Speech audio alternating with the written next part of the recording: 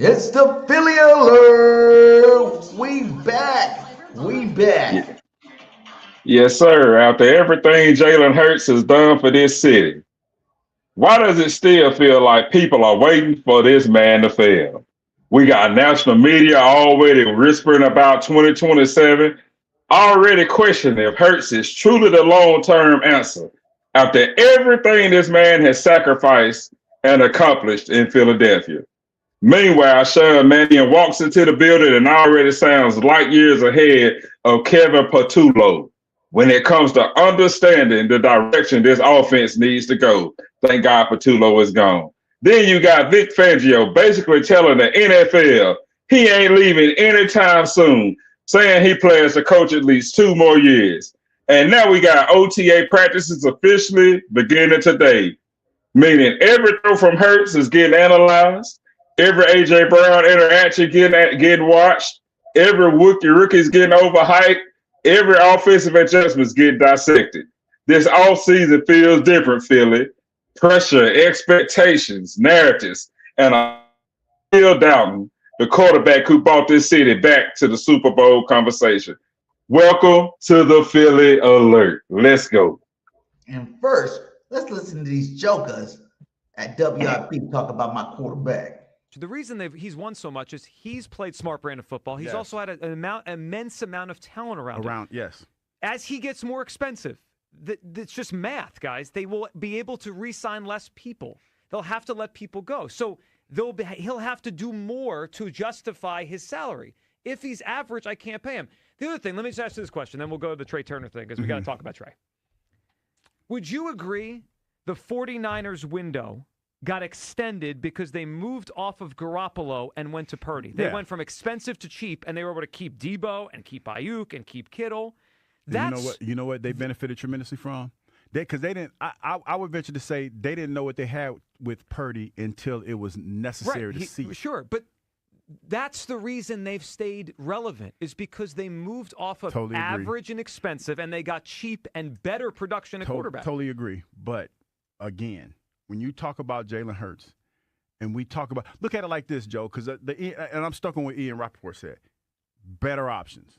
That's what we're talking about. Well, but we don't have a better option. I think that's a flaw in the argument because to me, if Jalen's not the right option at $60 million, I don't care what the other option is. I'll figure it out.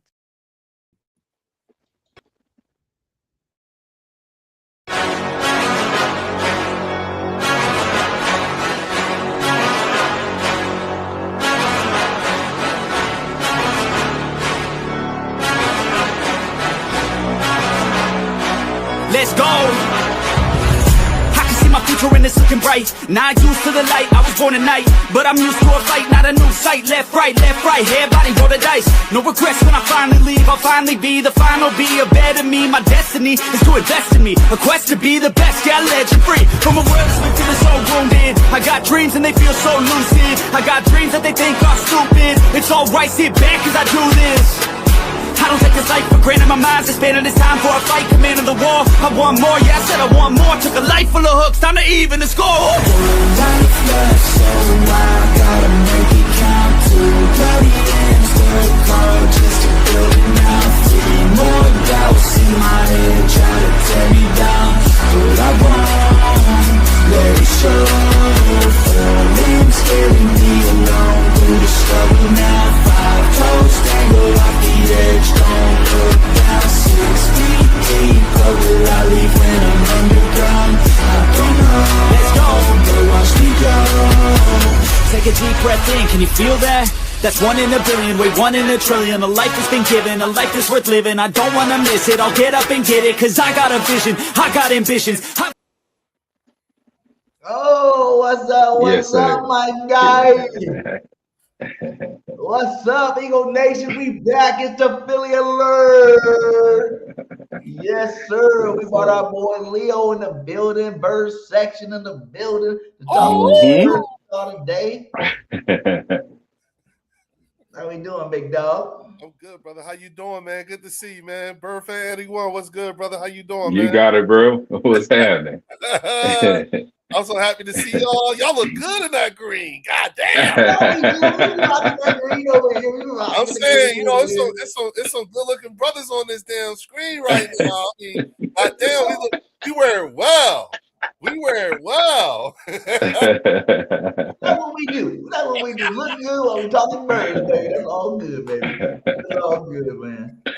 But hey, man, hey, we got a exciting show for you guys tonight. We're gonna talk about, you know, there's really not much to talk about OTAs except for it started, and that's a good thing. That means football's back. You know what I'm saying? I gotta talk about, you guys seen the intro. Yeah, WIP at it again. Talk about my boy Hurts. You know I'm gonna have to represent for my boy there. You know, we're gonna talk about what Fangio said. We're gonna talk about what, you know, Mannion said, and you know the progression of this team, man. And get ready for some. The media will be out tomorrow, you know, so we will get some nice clips and nice highlights of the Eagles practice, OTA practices from there on, man. But we're gonna start out with the Hurts thing, you know, because I'm at a point where I'm tired of it. You know what I'm saying? Like I go on X today and I'm like scrolling, let's see what OTA news is up, you know. And they sitting there talking about my boy Hurts again, talking about in 2027 he shouldn't be the quarterback no more because he's going to demand a $60 million contract and he ain't worth it. I'm like, what? How can you say that? And then they compare him to like, oh, remember when the Niners got rid of Garoppolo for Purdy? For one, neither one of those cats has won a Super Bowl. So why are we even talking about those cats when you talk about Jalen Hurts? You know what I'm saying? Like, that's off rip was disrespectful to me. You know what I'm saying? Like, why are you talking about Purdy and Garoppolo, sorry ass, and all this stuff when our boy brought us a chip? And as long as you bring in championships, my guy, you keep paying him, man. How y'all feel about that? So I will say this. I made it a point at the beginning of the offseason that I was no longer going to sit idly by, and I was going to just start calling out the dog whistling on my channel and say exactly what it is. Your problem is that you don't like him because he's black. That's the answer. No one wants to say, fuck it, I'll say it, because he's black. He's black and he's winning at life right now. You know what I'm saying? This dude, if you think about it, he signed, at one point, he signed the richest contract for a QB. You know what I'm saying? He got married. He's doing well for himself. Michael Jordan is his mentor. You know what I'm saying? The dude is winning. Jordan came to Philly for him.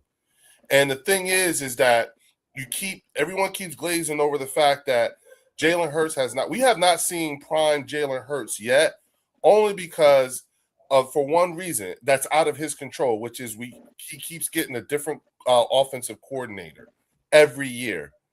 I don't think Joe Burrow, Lamar Jackson, Josh Allen, and Patrick Mahomes would be who they are today if they had to go through 7 offensive coordinators in their first 7 years in the league. So you missing me with that. You know, I'm going to start calling it out. And to be honest with you, I was listening to Lord Brunson, shout out to Lord Brunson earlier today. And I'm of the opinion that, you know what? I'm tired of being on the defensive. I want to go on the offensive. And I think as Eagles content creators and fans and members of the fan base, I think we need to go on an offensive and demand that the Philadelphia Eagles sever their ties with WIP. I'm done. And I think if we could make that happen, it would say something about us content creators in terms of leading the charge and starting it all up with saying, get rid of WIP. We already know what it is. We don't care who you send to come talk to us. You don't like him, and we don't like you.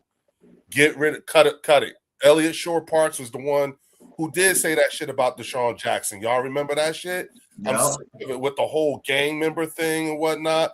And we know it. You know what I'm saying? Why nobody up there? Because here's the thing. What we do know is with the NFL, it's a thing now to have negative news about Jalen Hurts.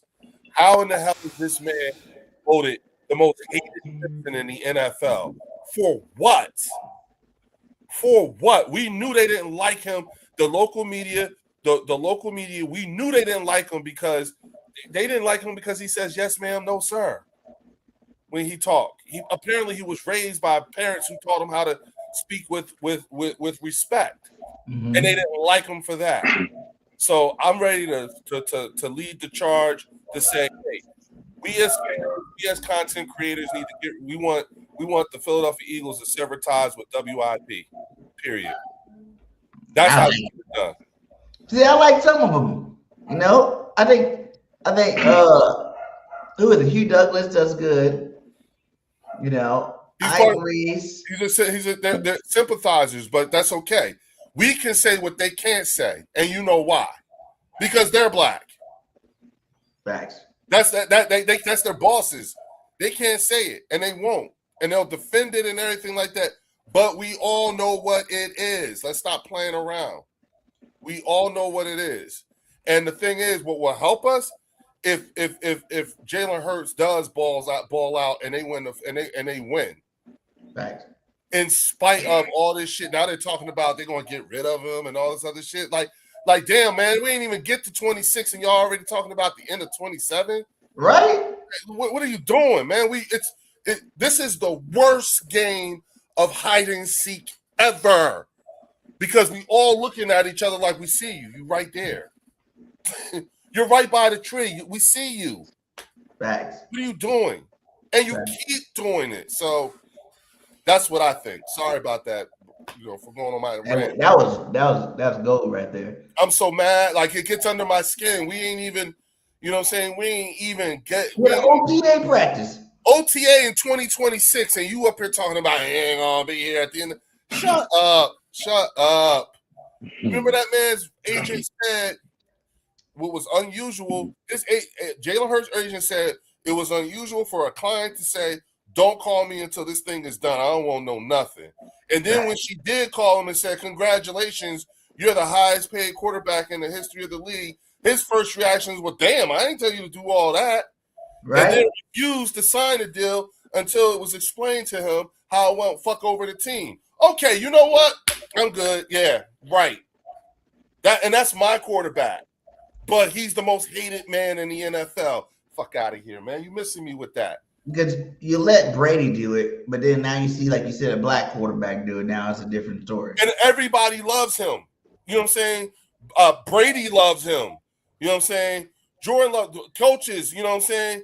Except for, you know, and we only heard bitch assness from Kevin Patullo talking about he's not coachable. And he's uncoachable. We know it was you, KP. So you go ahead and agitate the gravel and take the squares with you too. Shit. Facts. What up, Bird fan? All right. Well, Leo. Well. Bird game 31. All right. This is why nobody likes Hurts. And I'll be honest with you. Hurts has the personnel to be successful. So when you look at Hurts gets thrown under the bus because when everything is lined up perfectly, he doesn't win. Like, that's why I think so many people dislike Hurts.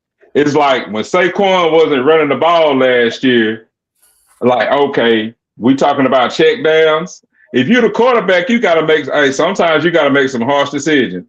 I remember being in high school, our quarterback would change the whole play. My homeboy, Willie Sutter, he called the plays. He'd say, forget that, coach. Forget that, coach.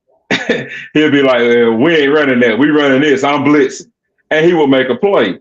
So that's why I think a lot of people, my homeboy Reggie Hayden, he a Cowboys fan. He up here coming, hey man, get off of here. This is a losers. This is a losers. Like, we don't recognize losers, man. I'm trying to be nice right here, but he a Cowboys fan. Y'all get him for me, man. Y'all pray for this dude, man. Y'all get him, man. Hayden, get off the channel, man. I'm going to repeat what was I'm going to repeat what was said to me on my channel last night. You know what I'm saying? Okay. That was, when I realized I like ribeye steak, when I could afford ribeye steak. That's when I realized I like ribeye steak. And that's the same thing as winning. You got to understand, when you're talking to Cowboy fans, you are dealing with people whose mindset is from the late 1900s. You got that. They are driving the 1995 big body S-Class Mercedes. The problem is it's a 1995 big body S-Class, 1995. The instrument panel looks like a Christmas tree with all the the warning lights and stuff that are on right now. So you cannot. These are you're talking about people who cannot. We're gonna get you on 6. Yeah, you're talking about people who cannot even begin to even tell you what it's like to be a modern era winner. They can't. He can't. Remember, the internet wasn't even here the last time they won the Super Bowl or been to a Super Bowl, much less the playoffs. So to try to hold court or have a conversation with these people, it's futile because they can't begin to empathize with what it is that you're talking about. So let me ask y'all a question right quick. Let me ask you a question, Leo. Okay. Sure. Now I know if we put Dak in Philly, he wouldn't win. Well, first of all, the problem with Dak Prescott is a very good quarterback. But wait a minute. But he'll never be a Super Bowl winning quarterback so long as he is on a team where he's not held accountable. He has to have a coach whose personality is bigger than his. He barely got he got there right after Bill left. You know what I'm saying? So he's not held accountable like that. Number two, if Dak was in Philly, he wouldn't make it to double-digit seasons without getting us a Super Bowl. That's number two. Number three, we damn sure wouldn't have made him the highest quarterback twice without getting us a Super Bowl. Right. So therefore, when you look at those things, that's the difference between you and the organization, because what me, you, and Burgang get to do is we get to enjoy a particular supreme confidence in the type of organization, ownership, and GM that we have. They wish they had that. Long live Jones. Long live Jerry Jones. I like what Jerry Jones is doing. I want him to keep doing what they're doing. And the thing is that regardless of what they say, because here's the thing. They have fallen in love with stats. That's the game they play, stats. But the thing is, at the moment you start talking about playoff stats, they're not a part of that conversation and they can't handle it. And by the way, according to USA Today, we're America's team now, according to their poll. How about that? Listen, guys, like you said, do you want your quarterback to be a stat monster or do you want to win Super Bowls? Let me break this down to you. There's not very many, if you look through the history of Super Bowl winning quarterbacks, that were MVP for stats and won the damn Super Bowl. Peyton Manning, look, all those years Peyton Manning was #1 quarterback in the league. You know what I'm saying? And what he got? He got 2, at the end of his career. You got Tom Brady he was only like high in stats towards the tail end of his career. You know what I'm saying? And before that, when he was high in stats, he didn't win as many Super Bowls as he did when he was just an average Joe. It's about this, man. You got to have that it factor, and a lot of quarterbacks don't have it. Look at Lamar Jackson, 2 MVPs, no championships, choking playoff games. You look at Joe Burrow, either hurt or he's out. Patty Mahomes is the only quarterback you can say that can go 5,000 yards and win a Super Bowl in the league right now. He's the only one. And Patty Mahomes is a generational talent. We can all say that. You know what I'm saying? I'm not saying, but I think Jalen's better than Patty too in terms of consistency. So let me ask y'all this question. Okay, let me get this question out. Tell you what's up real fast. Our boy Jalen. Okay. 2 things about Jalen about to do this year. Boom. First one. He's about to be the 4th all-time passer on this team, and he hasn't even reached his prime yet. The man has 110 passing touchdowns for all you guys that think he can't throw the football. You know what I'm saying? That's 4th all-time, and he's in his 5th year. It's about to be 6 years starting. And he got a Super Bowl MVP. No, this will be his 7th year and his 6th year starting. He came in 6 years starting, the 7th year. Yep. But that's awesome. You know what I'm saying? Not only that came in with Carson. You got Jalen Hurts about to be this year. Where's the article on that? Right here. He's 7 touchdowns away for the all-time rushing touchdown getter on our football team. Ever. Bro, he's the all-time Super Bowl rushing quarterback. Now. All-time. He has so many records that no one gives him credit for. Hey man, I'm an Eagles fan, man, but them push touchdowns, I mean, they count, man. But like, I mean, come on, bro. I mean, let's be realistic here. Now, somebody always got to play devil's advocate. So y'all get rid of it tonight. So you mean to tell me that Matthew Stafford, Patrick Mahomes, Josh Allen, Joe Burrow, Lamar Jackson, Brock Purdy, Sam Darnold, Baker Mayfield, you mean to tell me that if they had that same roster, that Super Bowl roster, you mean to tell me that if they were the quarterbacks, that they wouldn't have won either? Because what we just did, we just talked up, the GM. About the nip the bud right now. Okay. Because if that's the case, then why do they? If they're so good, why do they need it? Okay, then why does Jalen need it then? Because in 2000 last year, when everything didn't line up for Jalen Hurts, the offense looked terrible. And my Charles Barkley was terrible. Hold on. So you're holding it against Jalen Hurts for his organization doing exactly what he needs to do in order to get him the tools he needs? That's what you gigging him on? Not even that, dude. Even to that argument, like Lamar Jackson and the Ravens has had like two of the best rosters of all time. Like they've had multiple All-Pros on their roster. Like these other quarterbacks got more All-Pros on their rosters than Jalen Hurts even had. The Cowboys and Jalen Hurts, Jalen been a starter on their roster than Jalen has All-Pros on his roster. And let's be clear. Team, because every good team that wins a Super Bowl got a good team. Well, wait a minute. Hold on. First of all, let's be clear. Jalen Hurts is not the reason why Lamar Jackson, Josh Allen, and Joe Burrow don't have Super Bowls. Patrick Mahomes is. And each other. They screw each other up. Jalen Hurts, none of them guys would ever see Jalen Hurts' offense or defense until they get to the Super Bowl. So right then and there, that's and the one who's kept them from winning the Super Bowl, Jalen Hurts outplayed them 2 out of the 3 times that they played each other. Mm-hmm. So again, when we're talking about Josh Allen, Joe Burrow, Patrick Mahomes, and Lamar Jackson, those 4 are responsible for each one of them, for each other not making it to the Super Bowl. That's not on Jalen Hurts. You're talking about 4 and it's not that they don't have good teams.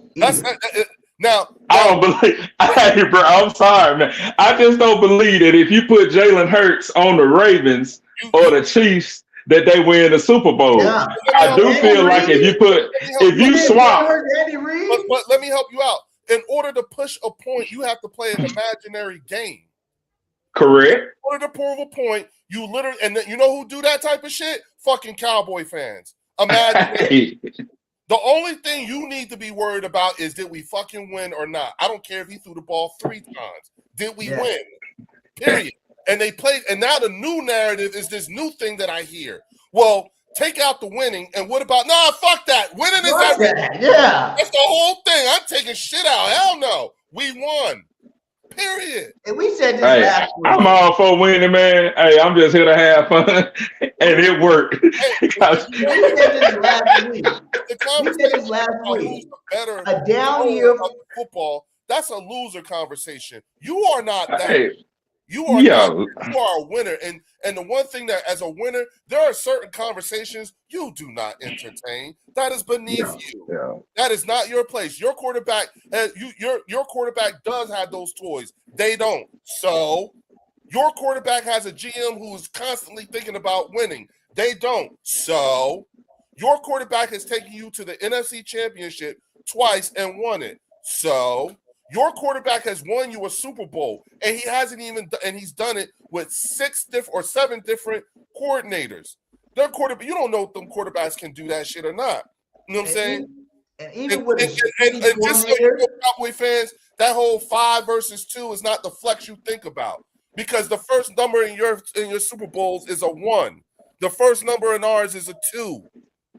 2000 something. Yours is 19. Late 1900s. You're from an era that is no longer here. I'm 51. I was 20 the last time these motherfuckers won. And I always tell Cowgirl fans like this: if I'm going to go back 30 years for your championship, you might as well go back 60 and count those championship games before they were called Super Bowls. And we got 5 apiece, my guy. If you want to do that, that's how ridiculous you sound arguing about some 1995 championships. You know what I'm saying? That's the S class that they drive. They got the Mercedes. I ain't taking that away from you. But it's a 1995 S class. Mm-hmm. With the instrument panel lit up like a Christmas tree. So again, please give me a break. Yeah. You know what I'm saying? All right. You Let's shift it here. That's not for you. You better than All right, Leo. We gonna shift it a little bit here, Leo and Bird Game, BG. Sean Mannion. Feel, we're saying that he feels a little bit different.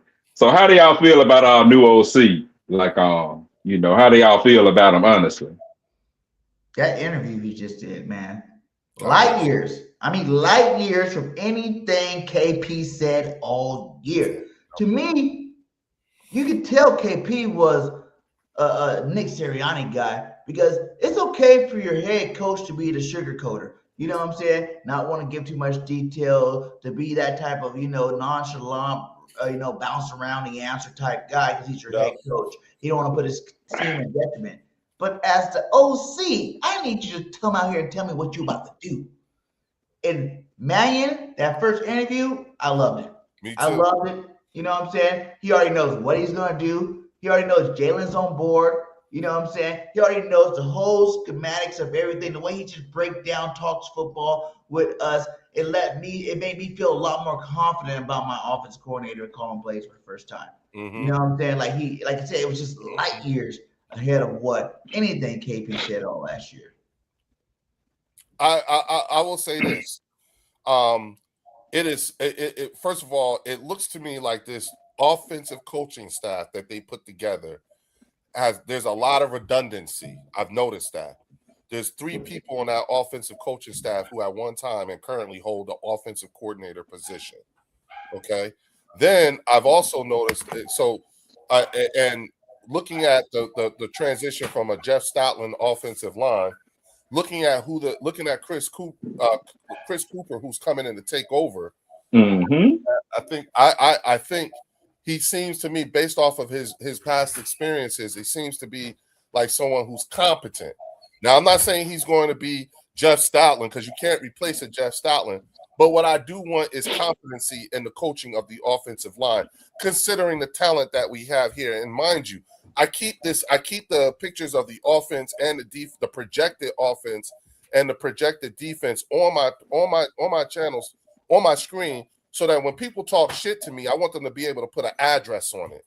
Okay. Right. And the thing is that when you're talking about the transition in which we're going through right now, as it stands right now, it looks to me like this coaching staff is built more like a think tank than a coaching staff, considering the prior positions that our new coaching staff has held from the offensive side. Defense, I ain't worried about that, because again, we're talking about a bunch of guys on our defense who is going through year 4 of the Vic Fangio experience, and when you look at our offensive line, these guys are coming off of the longest period of rest that they've had in the last 3 years.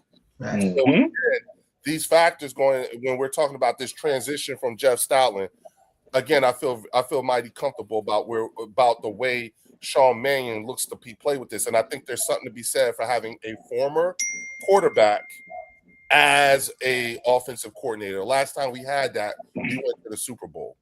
So and like you said, Howie built in a security blanket when he made the move.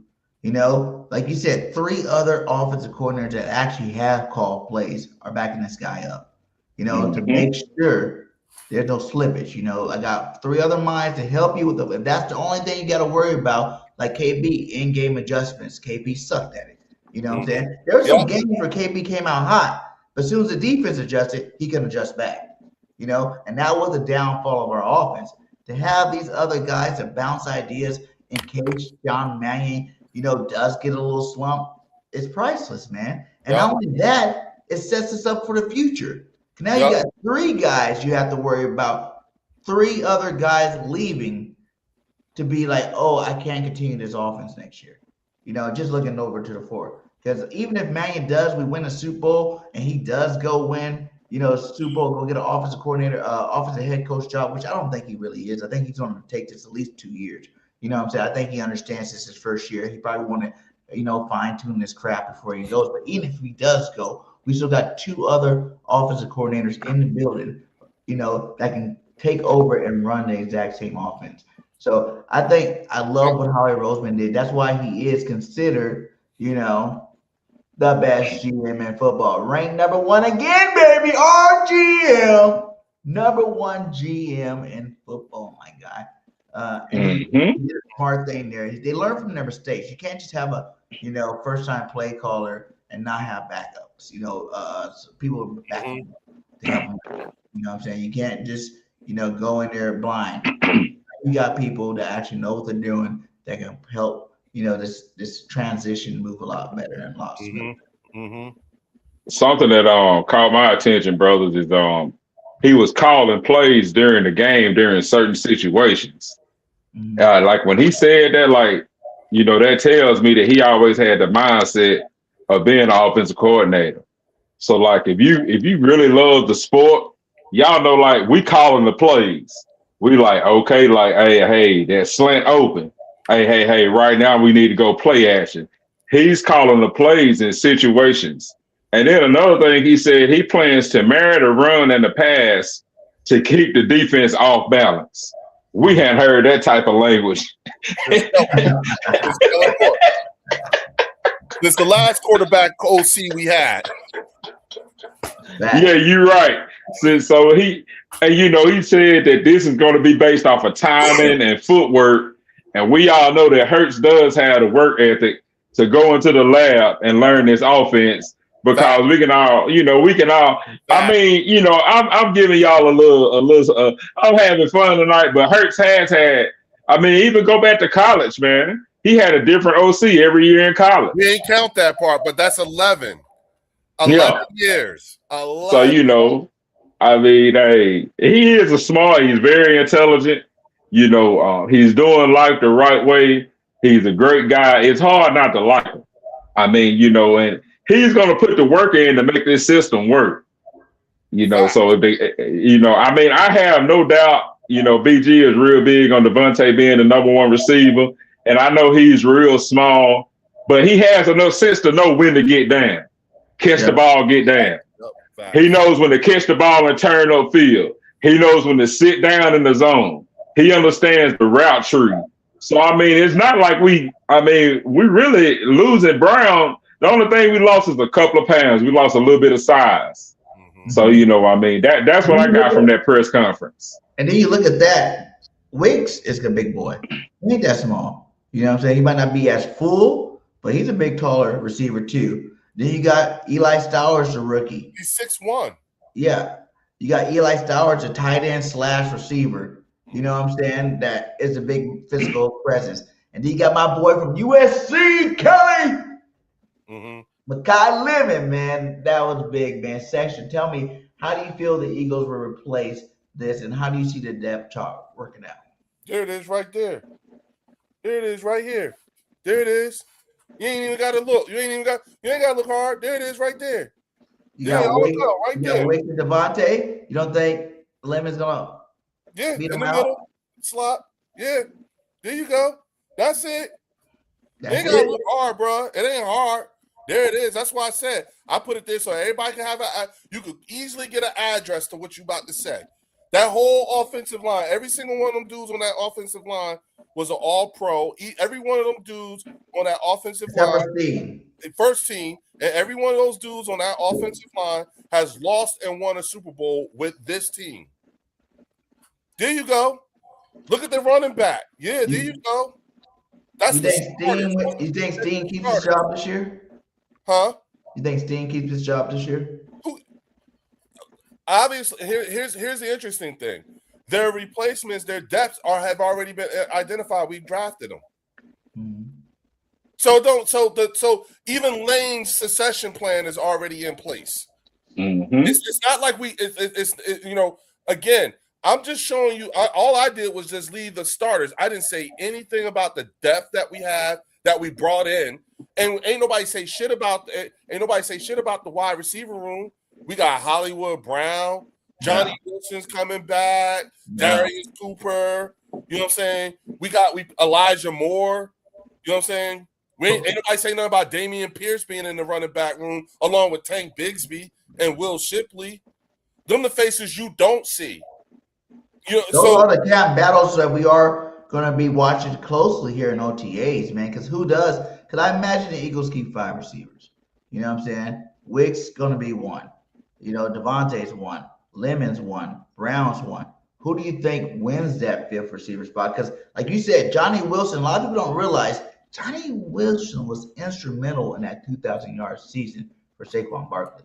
It's a big physical tight end type, receiver that had a lot of good blocking. Last year before he got hurt, in preseason, he's actually starting to make some plays catching the football. We got to see how good he recovers from that, obviously. Is a big thing. Once again, everything that you're saying and this whole conversation is what disturbs the demons inside Cowboys, Giants, and Commander fans. Because here you are, you're talking about your 53, not your starters. You get to enjoy a different kind of conversation. Yeah. If we're being serious about our team and everything like that, you're not trying to fix no starting holes. You're not the Cowboys.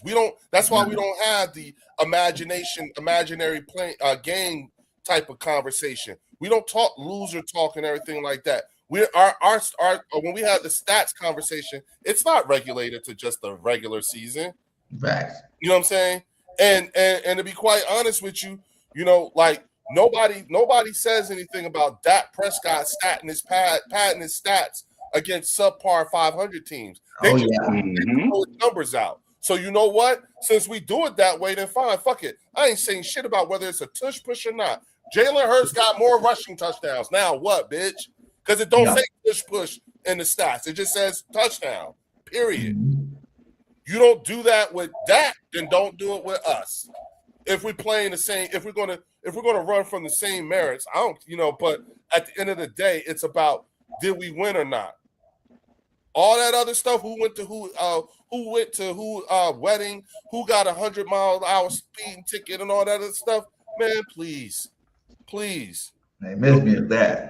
You're trying to manufacture controversy because you are so disturbed. You know what I'm saying? It's so bad. You just can't, and it has to be anybody else but Jalen Hurts is the reason why we win. That's the narrative that works for them better. They want Jalen to be looked at as a passenger on a bus rather than the driver. That's their problem. And that is not our conversation. We are not, that is beneath us. They don't talk to us any kind of way. And understand something. All these people from the other NFC East teams, you do realize these are people whose teams are single-digit numbers, 7-9-1, 4. Hey, who is this Marcus? Who is this Marcus Black guy? He just said something. That's Marcus Blackman. He just spits out stuff just to be trolling, but he don't mean any of it. He's one of my channel members, and he's a Cowboy fan who lives in Patterson, New Jersey, who just spits out anything, but he already know what it is. You know what I'm saying? They wish they was us. They hate. This is why they say the things that they say. He don't mean any of it. He knows it's not real. And I don't even know how Cowboy fans can say anything when you honestly can say with your chest, like, we just won back-to-back. That's the first time it's been done since 2004. You know what I'm saying? With a down season. You know what I'm saying? With a loser season. With Jalen Hurts not being that great. With all the bad stuff that happened with our football team, we're still division champions. We still won double-digit wins. Like, that's a floor for us. As long as Jalen's our quarterback, that's the floor for us. They told us, listen, you got members of a fan base who went 7-9-1, and they telling you that last season was a shitty season for us. And we had 11 wins and won the NFC East twice. And that was a shitty year in their opinion of us. Yeah. And I'm supposed to sit there and listen to that and qualify it? Oh, no, hell no. I thought it was the Calters. Hell no. You don't get to talk to me like that. You know what I'm saying? And understand something. Christian Parker came from here. So when you look at your defense and then you come talking to us, we daddy. You talking to daddy. Okay? We daddy. That's what that just understand. And when you start talking to us about coming back after 21, that was against a Christian Parker secondary. Yeah. So recognize when you talk that shit, you actually shitting on yourself to it indirectly. These people are not smart. The other side of the ball. Yeah, they're not smart. They're so not smart. And Caleb Downs is not the second coming of Ed Reed or Rob Woodson. I had a Cowboys content creator tell me that Caleb Downs reminds him of Rob Woodson. Huh? Caleb Downs only had 6 interceptions his entire college career, spanning 2 teams, Alabama and fucking Ohio State. And all you come up with 6 interceptions. Ed Reed had 21. With all that beef up front. Like you think about on a loaded defense. on Alabama and Ohio State. Yeah, and then you really think about that, like he going from Alabama, Ohio State to Dallas. Yeah. Yeah. No, you don't even know how fast he is. He didn't run any drills at the combine. Yeah, he's better than Coop. He's better than Coop. Coop is an all-pro. You gotta earn that. Combine.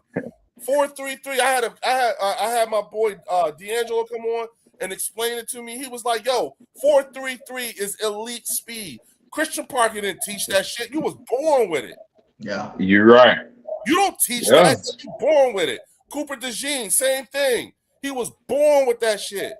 And now all of a sudden, you brought up the defense. Go ahead and talk about Fangio. You know, talking about that he's staying longer, and because his last talk about that. Because Fangio's Benjamin Button. That when Fangio came out today, he was like, "I thought I was leaving. The doctor told me otherwise." He said, "I'm very Did you notice how they hedged for a couple more years, man?" Did you notice how they hedged their bets by keeping Clint Hurt as the number 2 on defense? Yeah. So when Vic Fangio does eventually retire, Hurt's going to take over as DC. Cool. You know, when you think about Fangio, man, he said, he's been doing this for 20 plus years. Yeah. And there's a difference between having a job that you enjoy versus a job that you just going to take care of your family. Right. Like, some jobs we just go to work. But this man been doing this 20 years, and he said something in that press conference. I enjoy the challenge. So when I thought about that, he's saying, Howard's going to give me everything I need to play with to put the best personnel on the field each game. Because we saw like last year, hey, I pulled Campbell. Let me try something else. He's willing to try whatever it takes until he finds that right chess combination to where he can just go in and, okay, I'm going to dominate now. It don't matter what piece you move, like, hey, I got a checkmate for it. So that's what I took from that Fangio press conference is that, like, I'm enjoying life. Philly loves me. I love Philly. Y'all brought in my homeboy from Denver unexpectedly. He said he wasn't even part of. He's not with all the foolishness. Like during that press conference, he was just like, "Man, you guys can call running game, passing game coordinators. That don't mean nothing. It's just like after I finish drinking this bottle of water." And when you hear a man say that, that tells us like, okay, this guy is all Philly. He's not with all the theatrics. He is here strictly to draw up defensive schemes to bring hell into Dak Prescott's life. That's all he's here for. Vic Fangio in these press conferences is Morgan Freeman at the last hearing in Shawshank Redemption. Just go ahead and stamp your paper, Sonny, because I really don't give a shit. Click. Yeah. And he just knows that the talent is just too much. Hey, real quick, I just got to say this. Shout out to D'Angelo Cranston. That's the guy, y'all. That's the guy. That's Bergen. Hey, that's your next guest. Okay, all the stuff that I'm throwing out at you and everything like that, I got that shit from him. Just so y'all know. Where's he at? Is he in that chat? D'Angelo Cranston 9163. That's your next guest. Let's go. Bring him on, baby. I promise you. I love all the Eagle content. Y'all know me since the beginning of my Eagles career. You know, yes, I do content collab with a lot of the big guys. But I love new guys. I love people that just are just fans. I'll bring everybody on here, man. Like, if everybody got to say about the Eagles team, man, it's always good to hear different perspectives. So, hey, D'Angelo, Whenever you're ready, we up Tuesday nights, 8 p.m. You know what I'm saying? Whenever you're ready to go, just hit me up. Let me know, man. I'm down with that for sure. And shout out to Linda Kanye, Shardy McFroggy. Hey, shout out to all you guys out here, man. Shout out. Hit that like, hit that section, subscribe, go to sub up Bird section. Yeah. If you're over there, come sub up Bird's Fan 81 and BG 31, baby. Let's get this community going big time. Mm-hmm. So another thing I liked about it was his enthusiasm about, Woolen. How they wanted Woolen last year. No one really knew about it around the trade deadline. He was just excited to get him now, to the point where last year we did see Coop bounce out to, and base defense, we seen him bounce out to the cornerback position. And this year he's been bouncing back to safety. I think it's time for the Eagles to actually make Coop a starting safety, because as much as he is good, you act like a safety can't come play. People act like safeties can't come up and play the slot. But as good as he is, it's like he's not even going to want to stay at nickel corner when it comes time for payday, because he's not a first round pick. We got to pay him like next year. He's not a first round pick. Wait a minute, who are we talking about, Cooper or Caleb? Cooper DeJean. Oh yeah. Well, he was a second round pick. So you don't get that 5th year option. No, that's why we got to pay him now. But see, you gonna pay him at corner, or you gonna pay him? What's the asking price? How much y'all think he gonna ask for? At corner. Well, Darian James just signed a $57 million contract today with the Chargers. 3 years, $57 million. There you go. There's I think that made him the highest safety. And mind you, remember, we got Quinyon Mitchell and Coop both were the first 2 safeties on the same team to make first team all pro. You know what I'm saying? In their second year in the league. And they're good, man. Like, nobody can deny them. Like, and then you add this 6'4" guy that, he moves like a gazelle. He just got his Super Bowl ring last year. Yeah. And he trying to prove that he should have been on the field with the Seahawks because they didn't play him enough. So now, he trying to prove his worth. So, man, he going to be out there eating. Like, he's going to be aggressive. He's looking forward to it. Go ahead, BG. But how do you guys see it working out? Because it's a good problem to have, but it's going to be a problem how we got to, kind of nip in the bud here this year. Because we got to figure it out. Are you going to pay him at safety, or are you going to pay him at corner? He's going to play outside corner. Like that. Let me pull up. That's the thing. I would pay it. Well, here's the thing. We know the money is not in the safety position. The money is in the corner position. But you can't pay 2 top flight cornerbacks that kind of money. But not in the same year. Even back to back. No, you can. Yeah, we can. When you got Jalen Carter, when you got Jordan Davis just got re-signed, all these young bulls coming up. Yeah. And look at what team out there got 2 number 1 all-pro corners? Well, here's the thing. You know what I'm saying? We got guys. We know we have a core group of guys that we know we're gonna have. I believe Jordan Davis, Jalen Carter, Quinyon Mitchell, Cooper DeJean are your core group of guys, along with Jahad Campbell. We got enough guys that are still producing on their rookie contracts. But if you think about the way they were drafted, the need to have to pay them is staggered. You know what I'm saying? We have enough. There's enough things that we could do without even having to use the franchise tag, because we haven't used the franchise tag since Deshaun Jackson. Yeah. That's how long it's been. And when you think about the way money is, the way we got money stacked out and the projected salary cap, we'll be able to pay these guys, because getting them under contract is what's going to provide the real cap relief. Don't get caught up in the big number. You know what I'm saying? Look at the guaranteed numbers that they will probably eventually come up with, and the years, particularly the voidable years. Like, I know you're saying that, but every team got some window, guys. You can't always pay all your star players forever. But every team don't break the record, and every team don't break the record in accepting the dead money cap charge like the Eagles did. We just got Carson off the books. We're about to put AJ's on the books. Yep, but for what it would cost at market rate, AJ is still costing less than what it would cost than what the Cowboys are paying George Pickens on the franchise. That's true.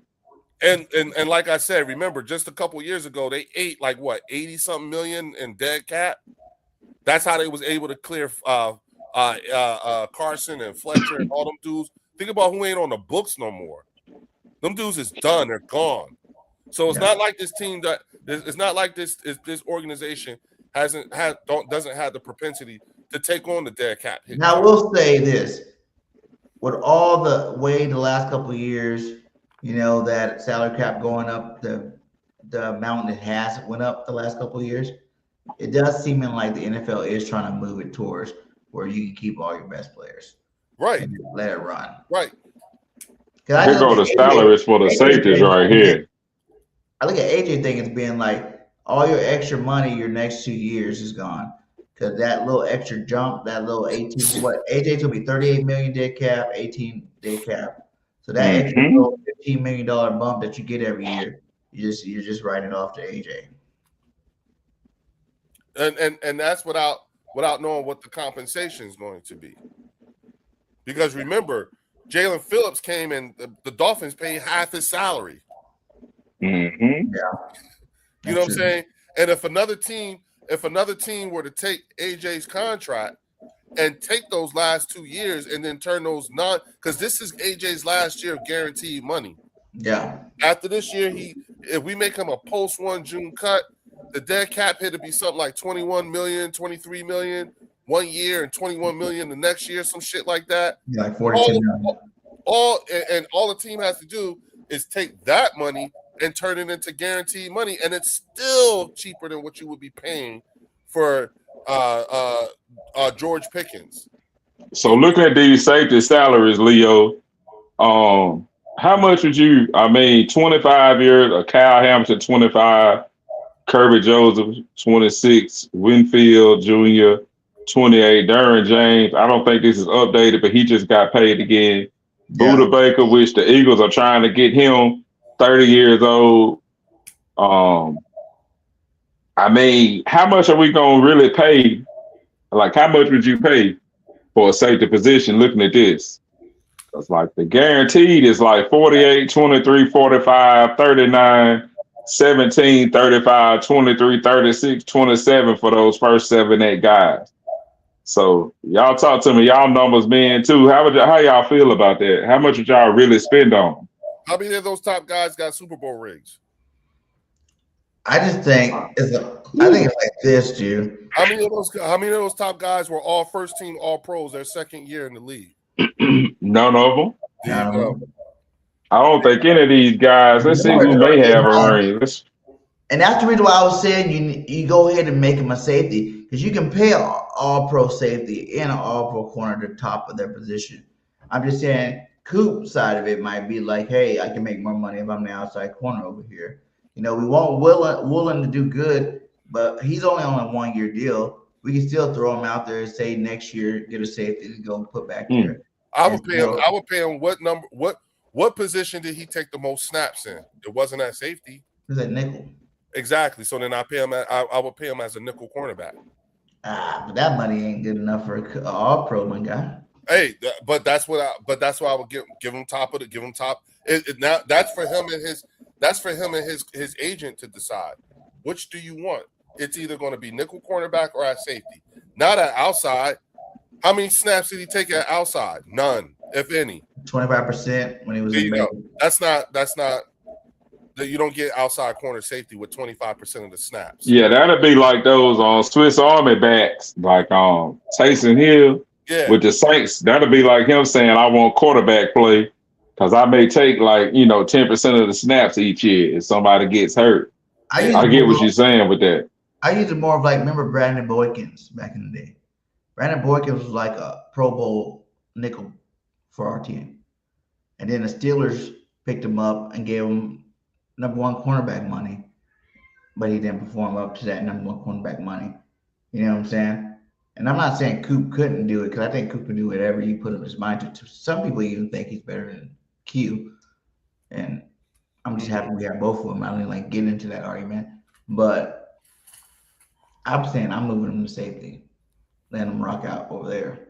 Once again, good problems to have. That this is a conversation Cowboy fans can't even begin to empathize with.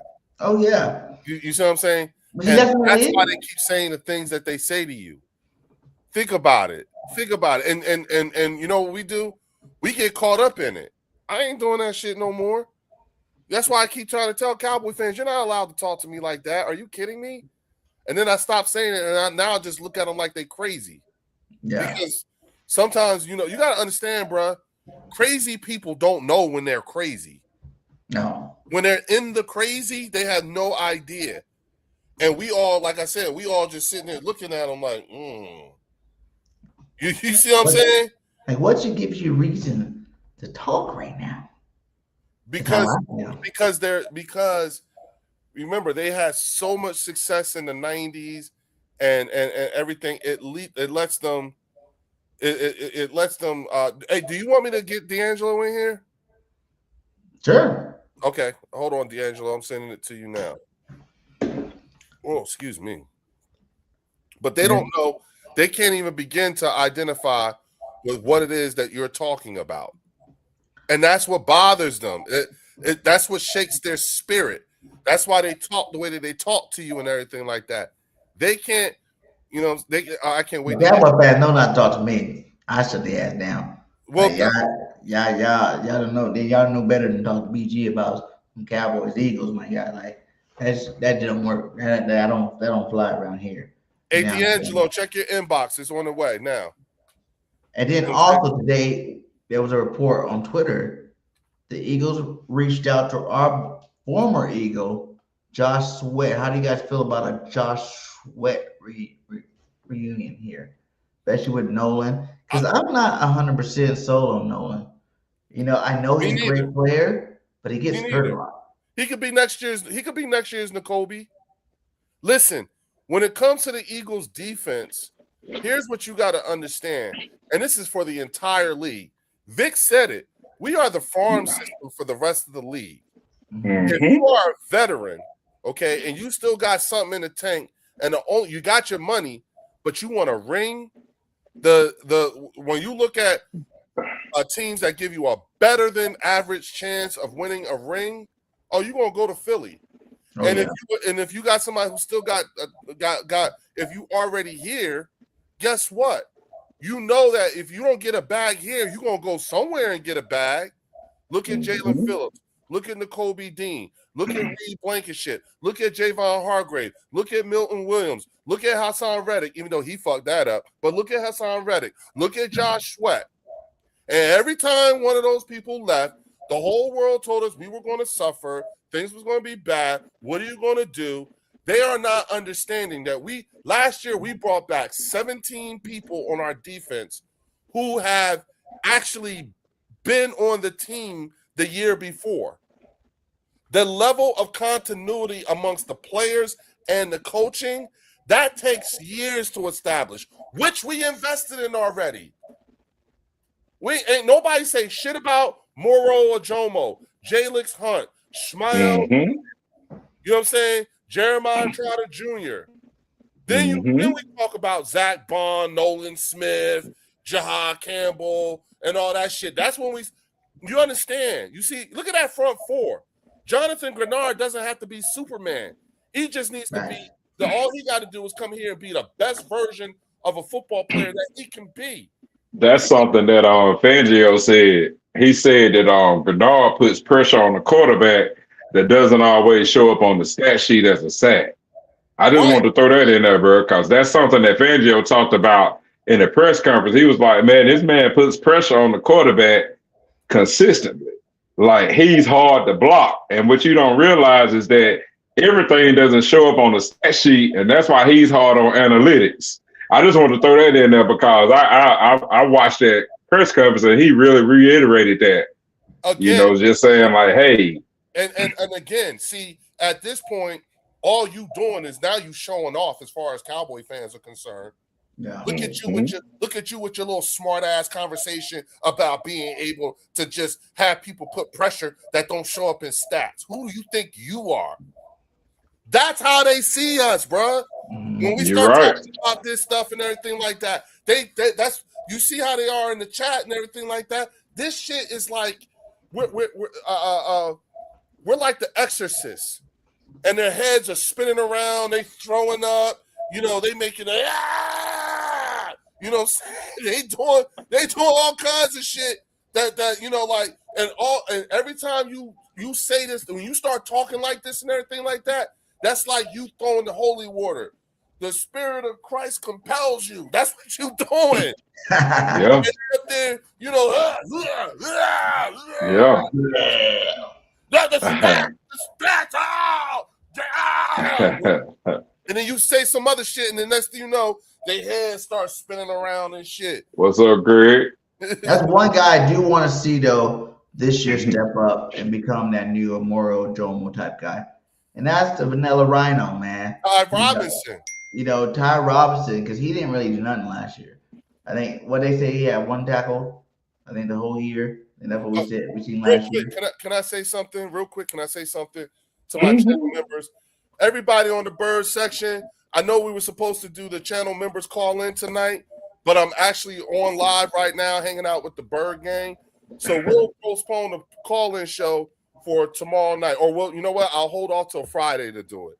For now, if you know, like for now, this would be just us. We're it's not our channel members call in, but I want all my peoples here. I know y'all are accustomed to us doing our own thing, but tonight we're gonna do a little bit different because we're hanging out. You know what I'm saying, on the Bird hanging game. out on Philly Alert, my guy. You know what I'm saying? So make sure y'all sub up here. Please hit that like button. You know what I'm saying? Right. Make sure you sub up with everyone. Please put your you guys put your links in the chat so that my folks can quickly get to it. You know what I'm saying? And we'll pick up on the channel, the call-in show on Friday, okay? I apologize. This was a last minute thing for me, but at this point I'm having such a good time with these guys that I just feel like this is where I need to be at tonight for all of our sakes. Hell yeah, man. Hell yeah, man. And D'Angelo, I was like, you know what I'm saying? Yeah, we were talking earlier, man. I was like, hey, you gonna be on the show tonight? My guy, like, you know, I remember last time we had our first one and it was lit. So I was like, let me get you back on here, my guy. I appreciate you, man. I apologize. I'm so sorry. I did not see the message. That's why I was so embarrassed. You know what I'm saying? And I explained to you what it was and everything like that. It won't happen again. But I'm excited to be here. Thank you for having me on here, bro. I really appreciate it. You know what I'm saying? Thank you for coming, man. Thank you for coming. Nah, man. I'm so enjoying my time with you too. Because again, you know, it's always fun to get up with informed. And that's the other thing that Cowboy fans, Giants, and Commander fans have a hard time with, is they have a very hard time dealing with informed Eagles fans. Yeah. And what you see and hear from us, you know what I'm saying, is what they would call woke. Yeah, we woke. We know exactly who we are. Right now, we are the current NFC East champions, and you better start talking to us as such. Respect in our name. Yeah, fix your tone. You know what I'm saying? You talking to daddy. Fix your tone. Trust me, I'm exercising demons right now. These NFC fans, these Commander, Giants, and Cowboy fans, they're going nuts now. You are. I'm 27 years old, and I've never seen a Cowboys Super Bowl in real time. Thanks, Shardy. McFroggy. Oh, damn. John said, I'm 27 years old. I have never seen the Cowboys Super Bowl in real time. I've seen the Kamala Winers play in 2 Super Bowls and lose both. Wow. But that's not he's 27. He's 27. My man D'Angelo said there's a new rule now. If you couldn't enjoy an alcohol beverage the last time your team won a Super Bowl, shut up. You were too young. You were too young to know what's going on. You know what I'm saying? And I'm sitting here thinking like, damn, I was 20 the last time the Cowboys won a Super Bowl, and I'm 51. Hey, Boogie, stop the cap, my guy. Stop the cap. I see you over Hey, man. At the end of the day, Cowboys fans, anybody outside of the Eagles, they can't talk for the last 10 years. Like, you really think about it, like the Eagles basically like, hey, we didn't set the bar. I mean, hey, Foles got us a Super Bowl. Then Jalen came in, went to the Super Bowl. Then he went back to the Super Bowl and won one. And you think about it, man, one slip of the ball, just like one ball slipped out of Jalen's hand. And we're talking about Jalen Hurts got 2 rings already. Think about that, man. That was just like a fluke play. Besides that play, everybody else says that's the best game ever played by a quarterback in an NFL Super Bowl. And you think about you comparing this man to Steve Young, Joe Montana. I mean, with Doug Williams, they beat the brakes off them people in that Super Bowl that year. Y'all were kids too, but y'all remember that they beat the paint off the people. And they're saying that Jalen Hurts had a better game than all of these guys. Troy Aikman, when he had Jesus and the 12 disciples blocking for him. You think about that, man. Like that, this is what Jalen Hurts has done already this early in his career. Okay, see, you understand something. This is the thing that I have to be doing with a channel member of my show, a man named Eagles Drew. Okay. Now, here's the problem with Drew. Drew is from Philly, lives in LA. Okay. And will go from 0 to 60 in like 3 seconds, messing with these Cowboy fans. And I have to tell him, you gotta be aware. You gotta understand from what place these people are coming from. You gotta remember out of the 31 years that they have not been to the Super Bowl, 21 of them neither did we. And so for them, all they've known is a world in which the Eagles did not have Super Bowls. Now we done went to 3 in the last 10 years and won 2 of them. Yeah. This is bizarro world, especially hearing us talk about championship formula, things you need to do to build up your championship caliber team and so forth. All these things is what you need to have. So these things, like for us to be talking this way, it's crazy to them. It's crazy. If you're 10 years old, the only thing you've ever known is from the time you were 10 is the Philadelphia. You don't know a world where the Philadelphia Eagles don't have, 2 Super Bowls or a Super Bowl. You don't know that. Yeah. And that's what even like 26, you don't even know the team being not a playoff team, for real. You think about, we got the most wins since 2000s. You know what I'm saying? Like, if you were born in 2000, my guy, when I graduated the year before that. I don't like to show my age, but you know what I'm saying? Like, when I graduated high school, I ain't never seen the Eagles suck. Let's just say that. But I do remember the years back in the day, but we've definitely been past that for 26 years later. Still right. So, and all we've known is the clown show that is the Cowboys. Yeah. The Commanders haven't won a Super Bowl since '91, and they don't say shit about their old Super Bowls. They've been talking spicy lately because Jaden Daniels gives them hope and a reason to talk spicy and everything like that. But even then, their delusion can only go but so far. That's why they say the things that they say. You know what I'm saying? And I did something with Louis T like a week ago, and I'll be honest with you.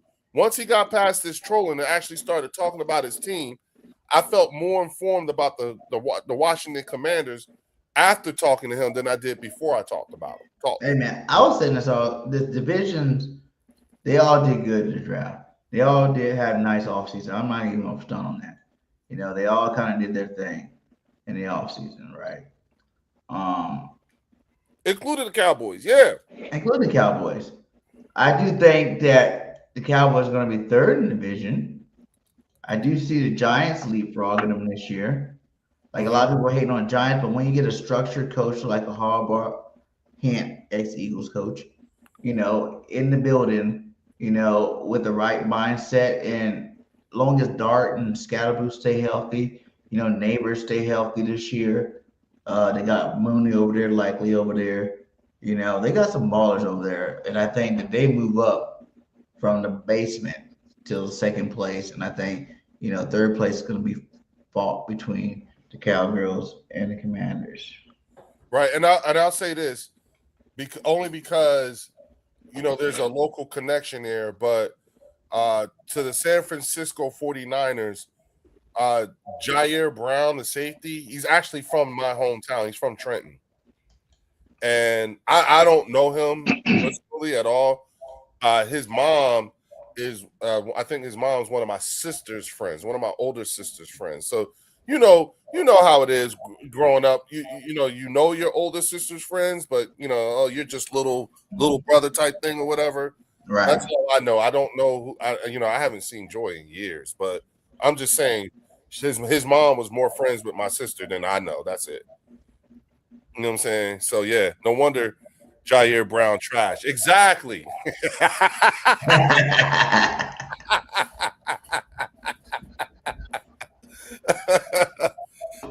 Yeah, so there you go.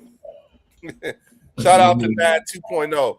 He's one of my channel members that one of my channel subscribers that always keeps me honest and keeps me on my toes and doesn't fall for my bullshit as he sees fit. You know what I'm saying? That's the thing about the bird section. I want people from all the fan bases, they can, and bring their things and I appreciate, although he be talking shit, I do be appreciating Nad 2.0. He's my San Francisco 49er.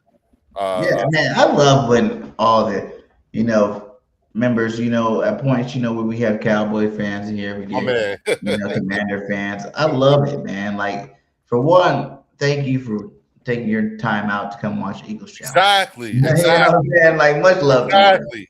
Yeah, first and foremost, Nad 2.0, thank you for just coming. You know what I'm saying? And hear about the trash talking. Just thank you for your presence. Yeah, you're right. You're exactly. Thank you for all that. You can trash talk all you want in my chat. I'm gonna put it up on the screen.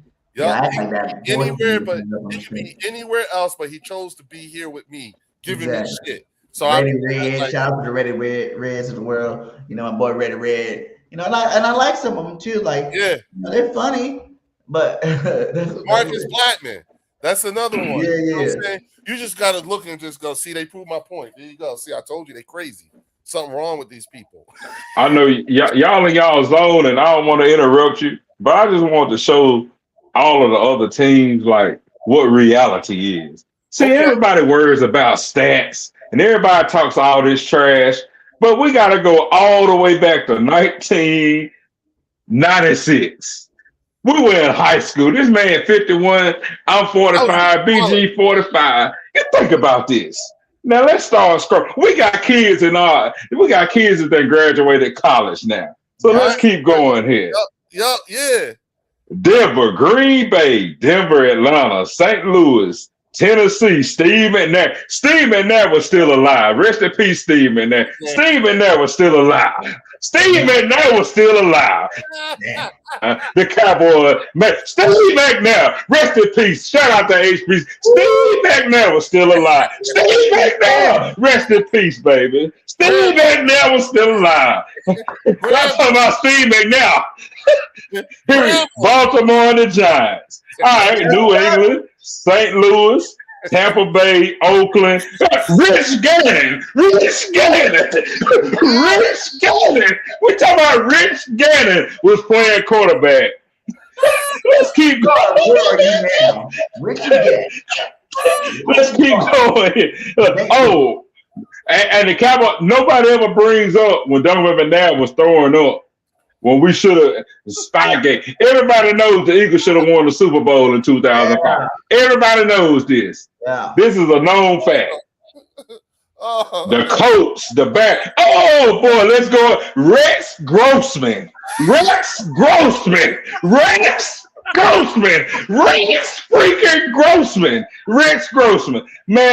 I just wanted to, I started looking at this, and I was like, we talking about Rex Grossman? And you talking about Dak Prescott? We talking about Trent Dilfer got a ring. Let's keep going here. We got the Pittsburgh. This one Big C, when he said, hey, security guard, watch the door. I'm going to have a 2.0 quarterback rating, but I don't get a Super Bowl ring. This one Big Ben, and this one Big Ben wasn't even good yet. Yeah. We got the Packers here. Look at all these teams, the Giants, the 49ers, the Seahawks. The Seahawks been good, a legit organization a long time. The Broncos, the Panthers. We're talking about expansion teams like the Panthers, seriously have made the Super Bowl a few times. since the last time Dallas has. I just wanted to throw that up there because when y'all started talking, I said, you know what, man, this is pretty ugly. Rex Grossman? I mean, Dak Prescott ain't been to the Super Bowl, but Rex Grossman has. Lamar Jackson can't get to the Super Bowl, but Rex Grossman has. I mean, hey, that is pretty deep right there because Lovie Smith, I mean, we all know he was a defensive coach, but man, like, they had one player, Devin Hester, on offense. Yeah. That you were scared of. I mean, they had running backs. Kick it to him, and he still would do it. You know what I'm saying? Yeah. You know, and made it to a Hall of Fame because of that. Yeah, all because of that, man. He made it to best kick off return of all time. Right. So again, remember, that's why I said your way of like all this talk and everything like that.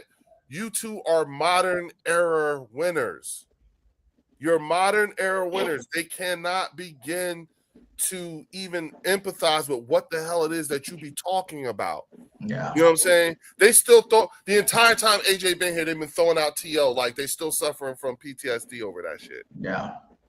You know what I'm saying? Yeah. It's one thing. Like I had to teach a Cowboy fan about little nuances about Eagles fans, so that when people try to tell you about them, you'll know when it sounds like an Eagles fan or not. So when that whole Kevin Patullo getting his house egged, I had to tell people, I was like, hold on, that ain't nobody from Philly. That's motherfuckers from South Jersey that do that shit. And it was like, how can you tell? Because here's the thing. This is what makes it tough to play in Philadelphia. I'm not saying people from Philadelphia don't have money. They got money. It's just hard to get them to spend their money. Yeah. And if somebody from Philadelphia egged Kevin Patullo's house, that meant that they spent money to cross that bridge, whether they took the train, car, or whatever, just to go egg somebody's house. Nah, because when they spend their money, they better get their fucking money's worth.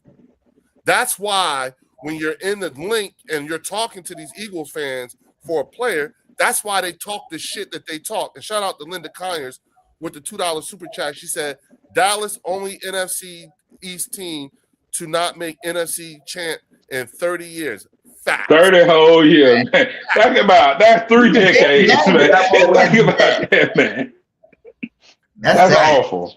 Look, all this didn't exist. Fellas, can y'all hear me? Yes, sir. Can y'all hear me? So what up, D'Angelo? Go ahead, bro. Hey, what's up, y'all? Hey, look, I want to keep the conversation going. I just want to throw something out there. Jesus only walked the earth 33 years. It's been 31 for the Cowboys. You get on the clock. 2 years, baby.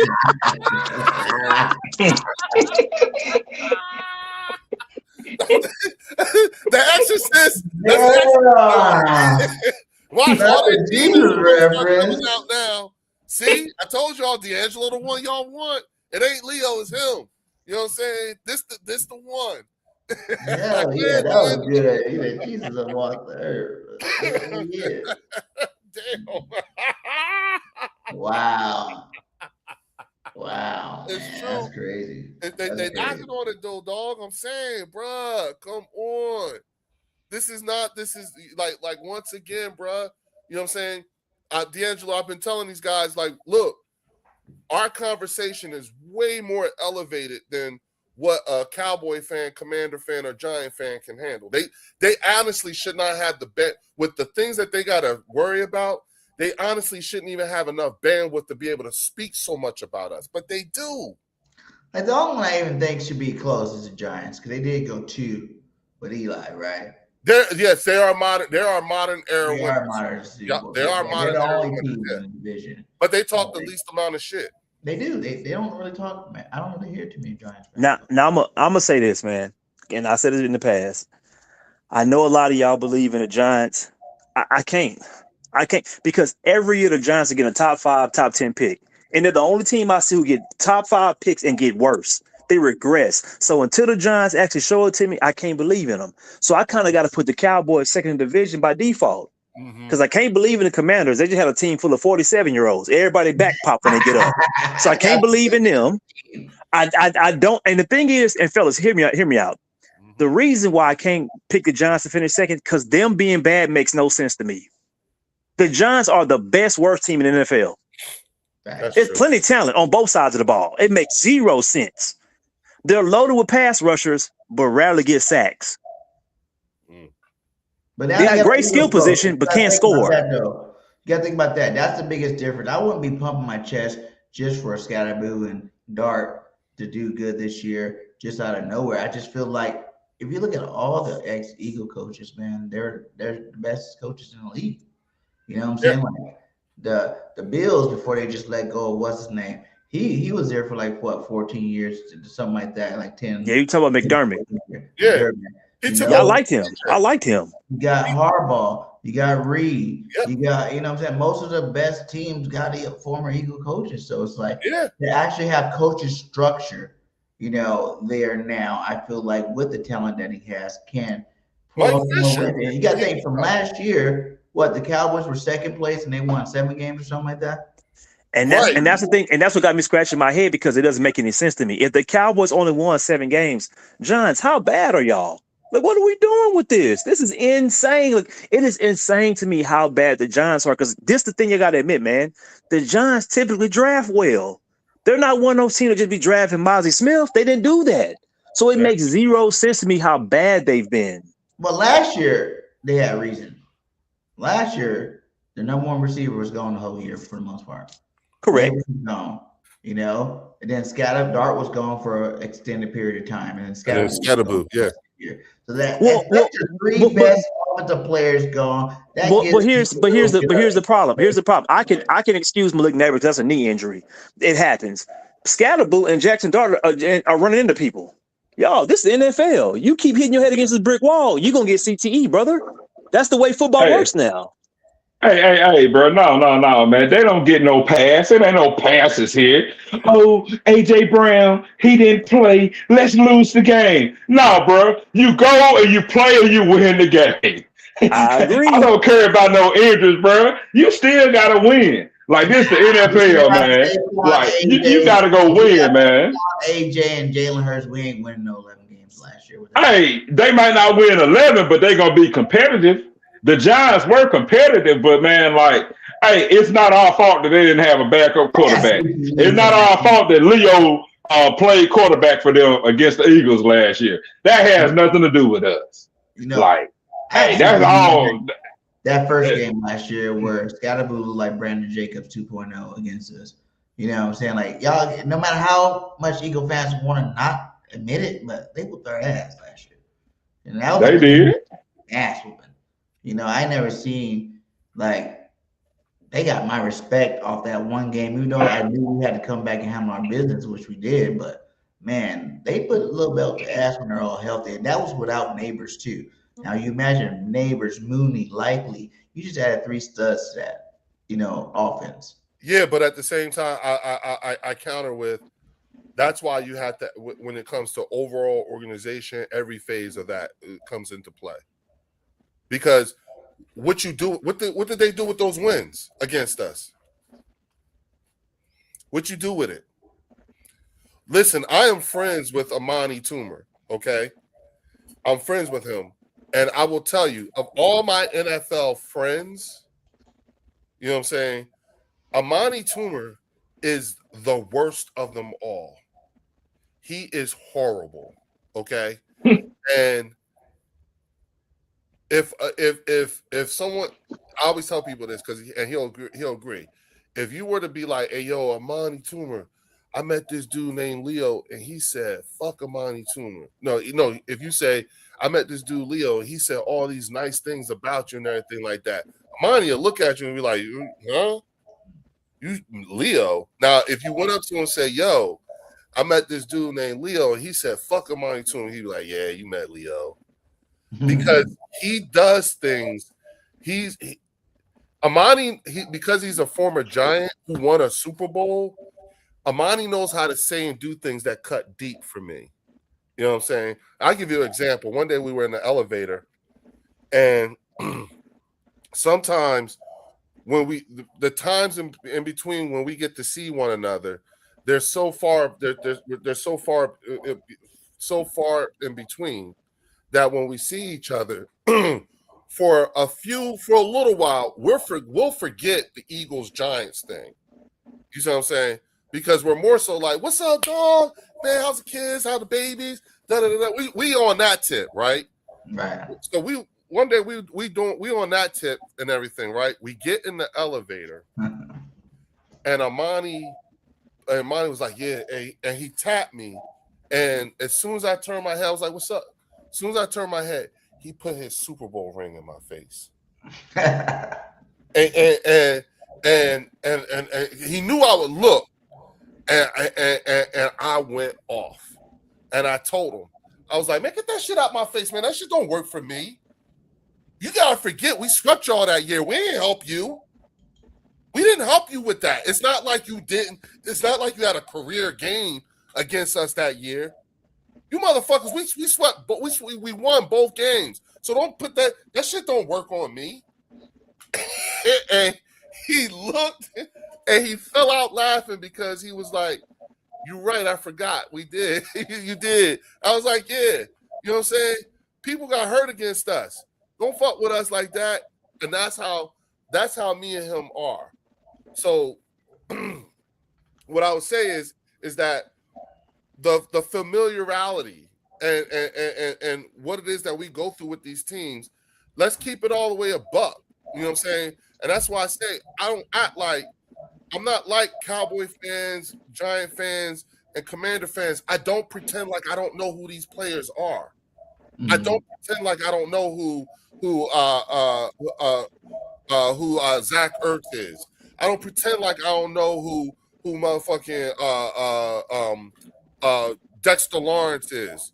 You know what I'm saying? I'm sorry. I don't pretend like I don't know who Saquon is. He fucked us up like he fucked y'all up. Yeah. You know what I'm saying? We just happen to get him, but I'm just saying, stop pretending like you don't know who this motherfucker is. You see him twice a year.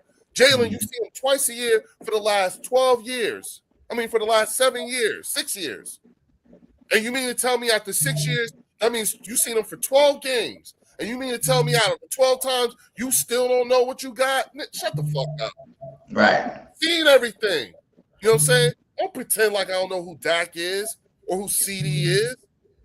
You know what I'm saying? I don't pretend. I don't act like it. Y'all sit there and talk about Javonte Williams having such a better year than Saquon. Come to find out, thanks to D'Angelo, I found out this motherfucker only ran for 60 more yards than us. than Saquon.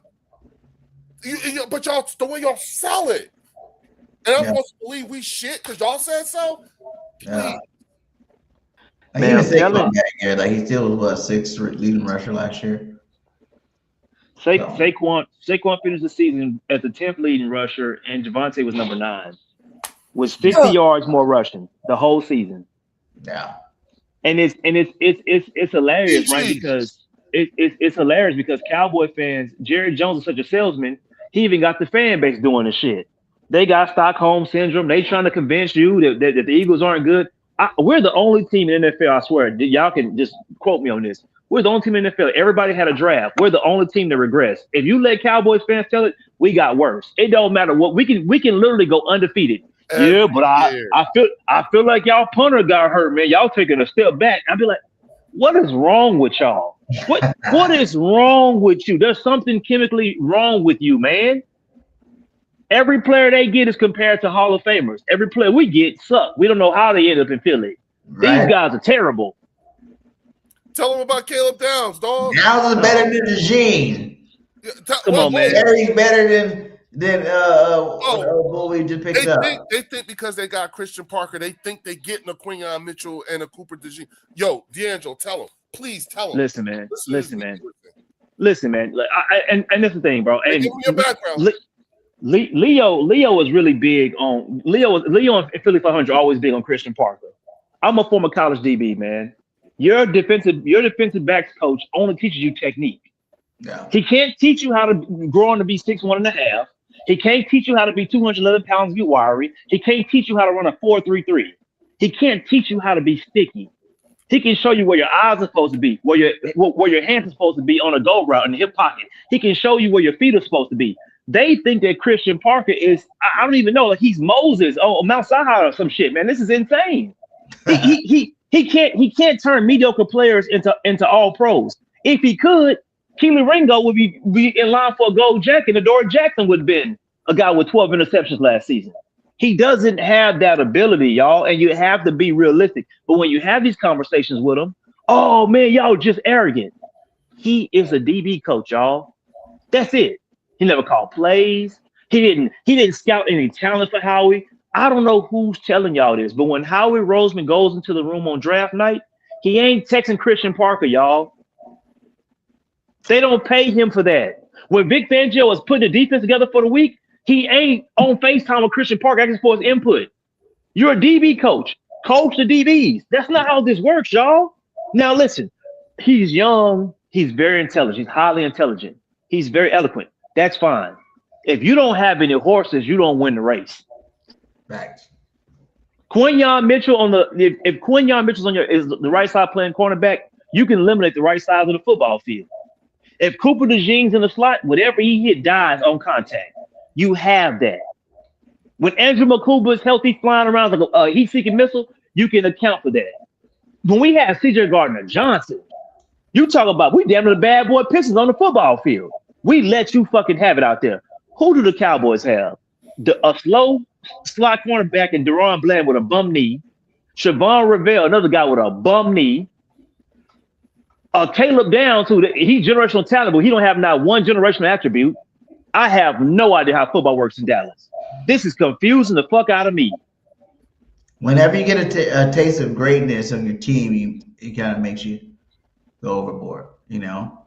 Just like last year when we got rid of all those good defensive players, every team they went to, you know, the team thought they won the Super Bowl. You know what I'm saying? And let's call a spade a spade. The only player who we really got rid of last year that hurt me was Josh Sweat.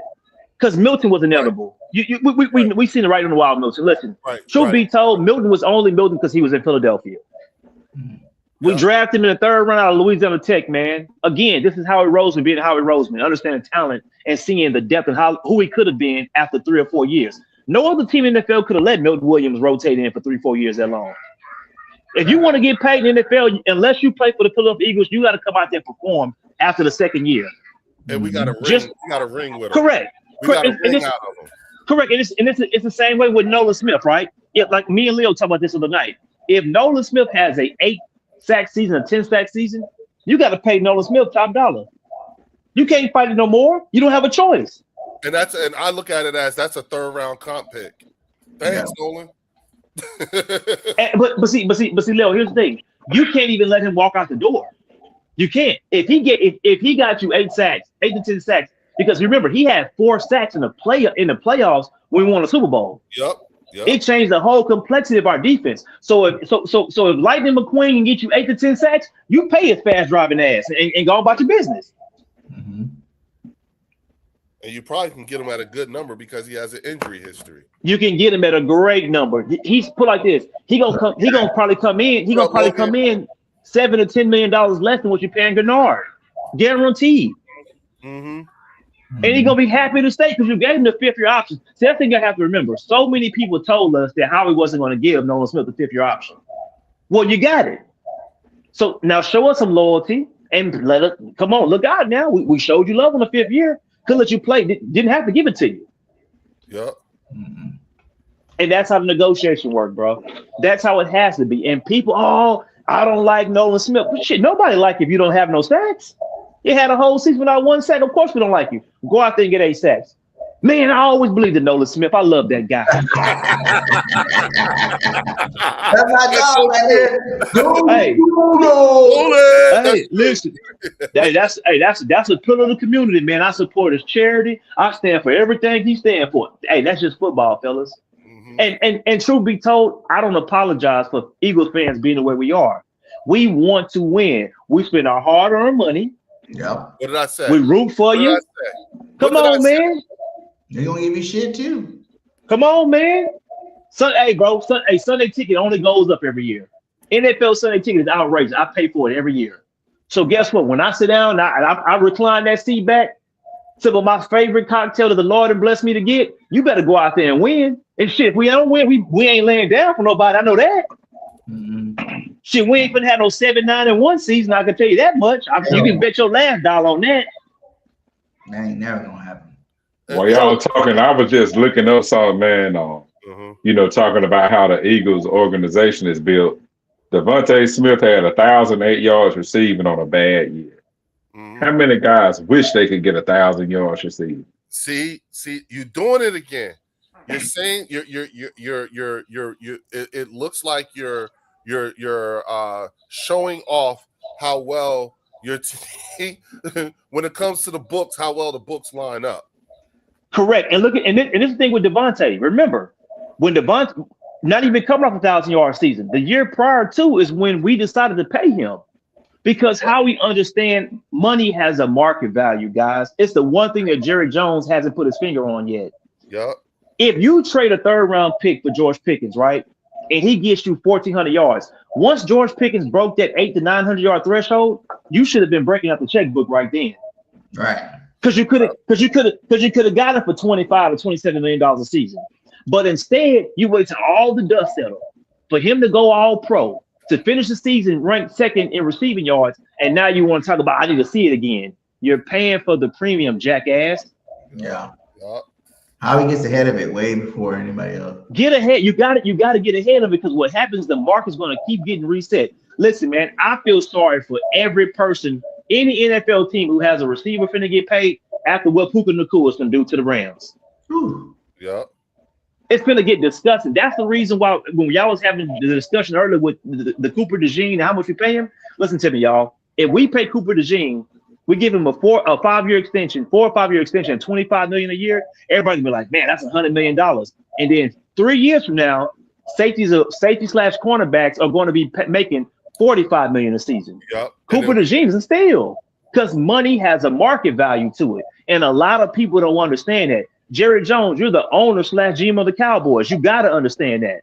When we signed Smitty, it's $25 million a season. Everybody's like, well, Smitty ain't worth for $25 million a season. And then a year and a half later, Garrett Wilson gets paid. Amar St. Brown gets paid. And you're like, damn, Devontae was a steal, man. That's a deal. Yes, brother. That's why you pay him early. Exactly. Yeah. That's why you attack it. Remember, Devontae got paid 2.5 years before the Cowboys was arguing with Micah and trying to tell him that he's not generational talent because it's time to get paid. Devontae got his money 2.5 years prior. Yeah. This is good money spent versus bad money spent. Front end versus back end. Yeah. Correct. Back end. But you can always move around the back end money. You can always adjust the back end money. Yep. And that's what we're saying. When you start talking like this, it sounds like we're showing off to them. They can't even be because Jerry didn't pay Dak until the day of the first game, right? Like an hour before the first game. You hustling, because Leo, the thing is, you're hustling backwards, bro. It's like it's like all the time. I have to explain this to my wife all the time. Baby, we fill the gas tank up when it's full. And she's like, well, I just want to throw a couple dollars into it, and then we got to change out the air, your gas filter now, because you didn't keep letting it go on E, and now you tan up your car. Keep your car filled up on gas, so you have the inconvenience of stopping at the gas station. Now you got to pay higher at another gas station because you done ran out of gas. Now your car got to get towed. Now AAA got to come out. It is a market value to every dollar that you spend. It's the same way when you go shopping for clothes. I tell people this all the time. When you walk into a mall or you're online scrolling, you need a dress shirt, buy the dress shirt right then. Because if you got to buy a whole suit in one day, it's going to cost you $1,500. If you got to buy the shirt, the suit, the shoes, the tie, the belt, it's going to cost you $1,500. You could have picked up those few pieces you need along the way and got them on discount when you ran across them. Facts. Money has a market.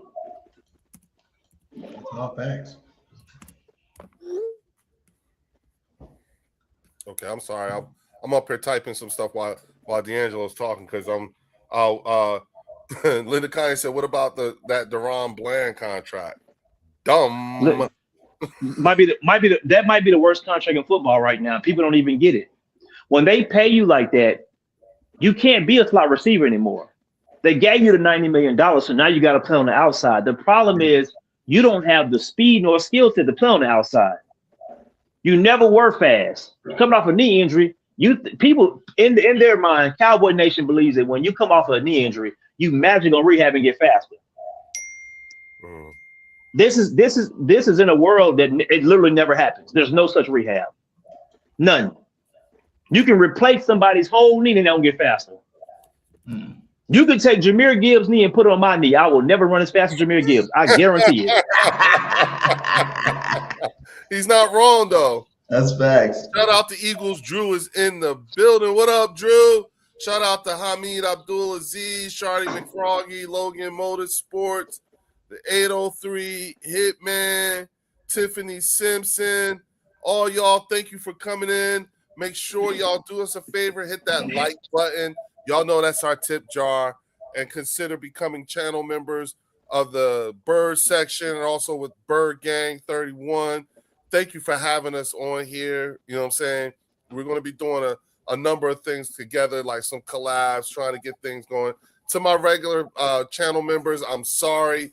I know tonight was supposed to be the channel members call-in, but I sort of kind of had to pivot last minute because this was an opportunity to hop in on a panel run by the Bird Gang, you know, so that's where we at now. Make sure y'all go on over there and sub up too, you know what I'm saying, and consider becoming channel members because, listen, like we say, we're always going to get you a couple of cartons worth of content for the price of a Lucy.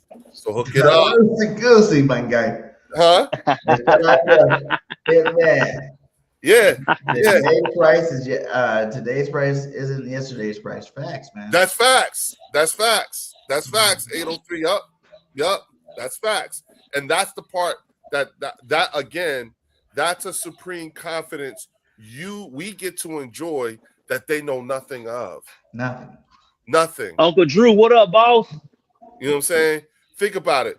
The when you look at, we already know who the GM of the Cowboys are, so we ain't even gotta talk about that. You know how that shit looking. You know what I'm saying? The Commanders, they're just coming out. They're still just a few years removed from the Daniel Snyder days, but they are trending in the right direction. And then when you look at the Giants, the problem with them is that on their 100th anniversary, Hard Knocks showed the whole world how stupid your GM was and the games he was playing with your star running back who told everybody he wanted to stay. But your GM was playing games and had the entire fan base calling him Snakequan, burning his jersey and everything like that. And then Hard Knocks showed y'all what really happened, and it made y'all look like mud in your face. And they just re-signed him. I know. That was crazy. Yeah, and to be quite honest with you, the way that whole dynamic is looking over there in New York is giving me Chip Kelly, Howie Roseman vibes. You know what I'm saying? The coach ain't got to talk to the GM. He goes straight to the owner like that. That's how I've seen that before. Y'all remember that? And you know what's, and you got a point, Leo. You know what this does, man? I tell people this all the time. If AJ Brown's leaving Philadelphia, I'm not gonna lose any sleep. No. Brother, we paid you twice. We made you a 3-time All-Pro, triple Pro Bowl. We did everything we supposed to do by you. So guess what? If you decide you leave, man, best of luck to you in all your endeavors. I ain't losing no sleep over that shit. Man, that's a mental health issues, my guy. Like, you know, like I said, like you were All-Pro. You know, you're a Pro Bowler. Mm-hmm. You got Super Bowl ring. What else do you want, my guy? While sharing the field with Devontae Smith, Dallas Goedert, Saquon Barkley, you know, other superstars while they do their thing. Like, what's up with you, my guy? You could have stayed here and won multiple Super Bowls. Correct. You know? And it's the thing. You scored in both Super Bowls we played, and you scored in both of them. We've made you a priority. It's like a failed marriage. Look, man, I done gave this woman everything I had. Now, if I was out here cheating on her, not taking care of her, not paying the bills, I could see what it'd be some resentment. Baby girl, I gave you everything that I had. If you want to leave, good luck to you. I'm gonna have some Instagram models come over here and enjoy themselves with me. Thanks. And that's exactly what we did. And here's the thing. I don't even care if it's a 2028 first round pick. Because you know why? No. It's Howie Roseman. You giving him shit he could play with. That 2028 first round pick might as well be a 2027 first round pick, the way Howie Roseman be playing around with shit. Correct.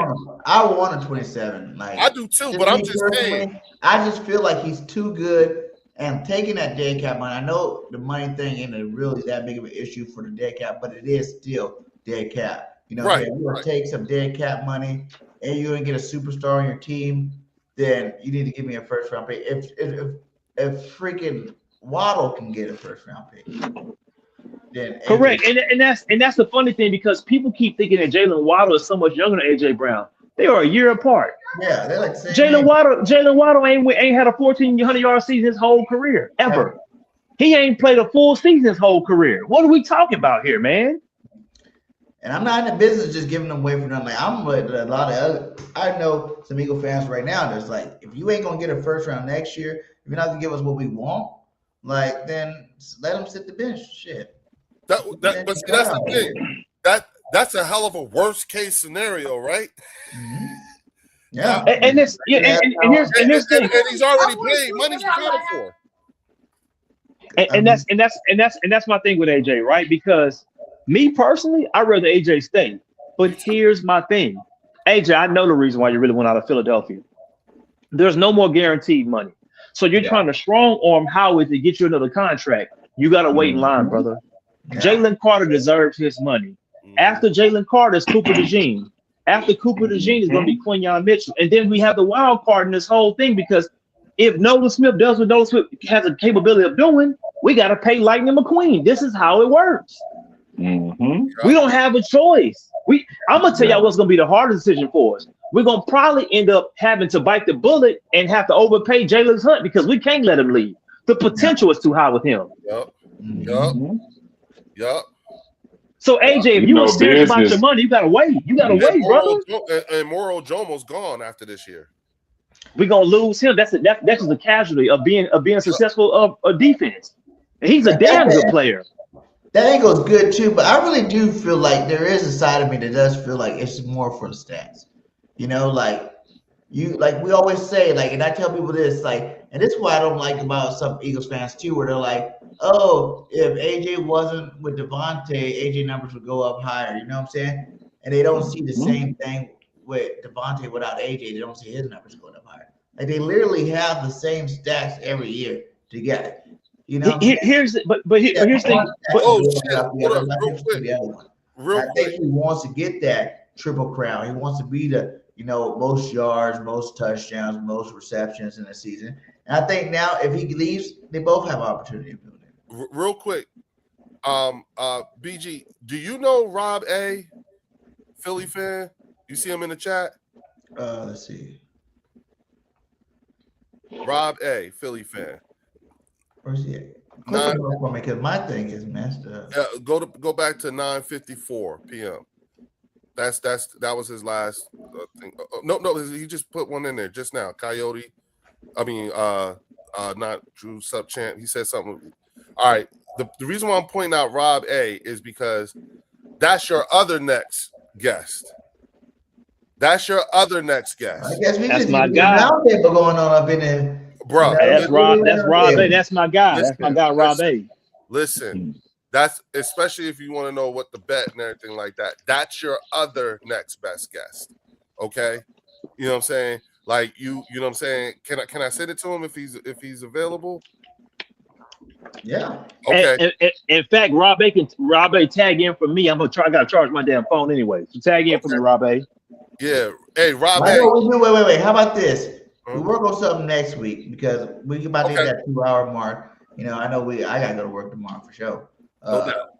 And I know my boy gotta go to work, but yeah, we try to go like at 1.5, 2. If we got some good stuff going, we definitely have some good stuff going tonight. But we definitely can get some more in. Like I said, man, I'm always down to collab. I'm always down to talk Eagles ball. You know, it was a great show tonight again, man. Like, thank you for coming on again, bringing on D'Angelo. Salute to you, D'Angelo. We definitely gonna get you back on here. You know what I'm saying? Hell, I almost like we might as well just make this a show too. Shit. You know what I'm saying? Yeah, like, we might as well get you on. Like, I was sitting there thinking, like, every Tuesday, hey, if you free, man, hey, let us know. Normally, I do my channel members call-in show on Tuesdays, and I go on at 9. And listen, y'all, let me tell you, and you could go back and look at my past lives. Them shits last for like 3-4 hours, dog. My channel members are so committed, and they're so it's not just like, trust me when I tell you, it's because it's not all Eagles fans. I got a resident Detroit Lions fan. We're gonna make it work. Yeah, dog. You know, like you know what I'm saying. I would love to have y'all on. You know what I'm saying. Yeah. Like even if we gotta start 30 minutes early, you know, like this is a good community right here. It's good, clean, fun, man, and this is what the world needs right now, man. I appreciate you coming on. Yo, bro, listen, I'm so happy y'all have it. Look, it's like with my channel, it's an Eagles channel, but it's not an Eagles safe space. That's sir. You know what I'm saying? If your team is up and y'all winning and everything like that, the floor is yours. You get to talk that shit. Last year was hard because we had a 3-game losing streak, and I had to sit there and eat all that shit that them Cowboy fans was giving me. I was like, all because of Patullo. Like, one man can make a difference. Yeah, that's crazy, man. Yeah, you know what I'm saying? But I used to do a call-in show too. We used to do Birds on the Line with One Trey Rock, you know, back in the G. That was another one. The call-in shows, they definitely go longer though. For sure. And they come in. I'm not opposed to doing longer shows either. Yeah, man.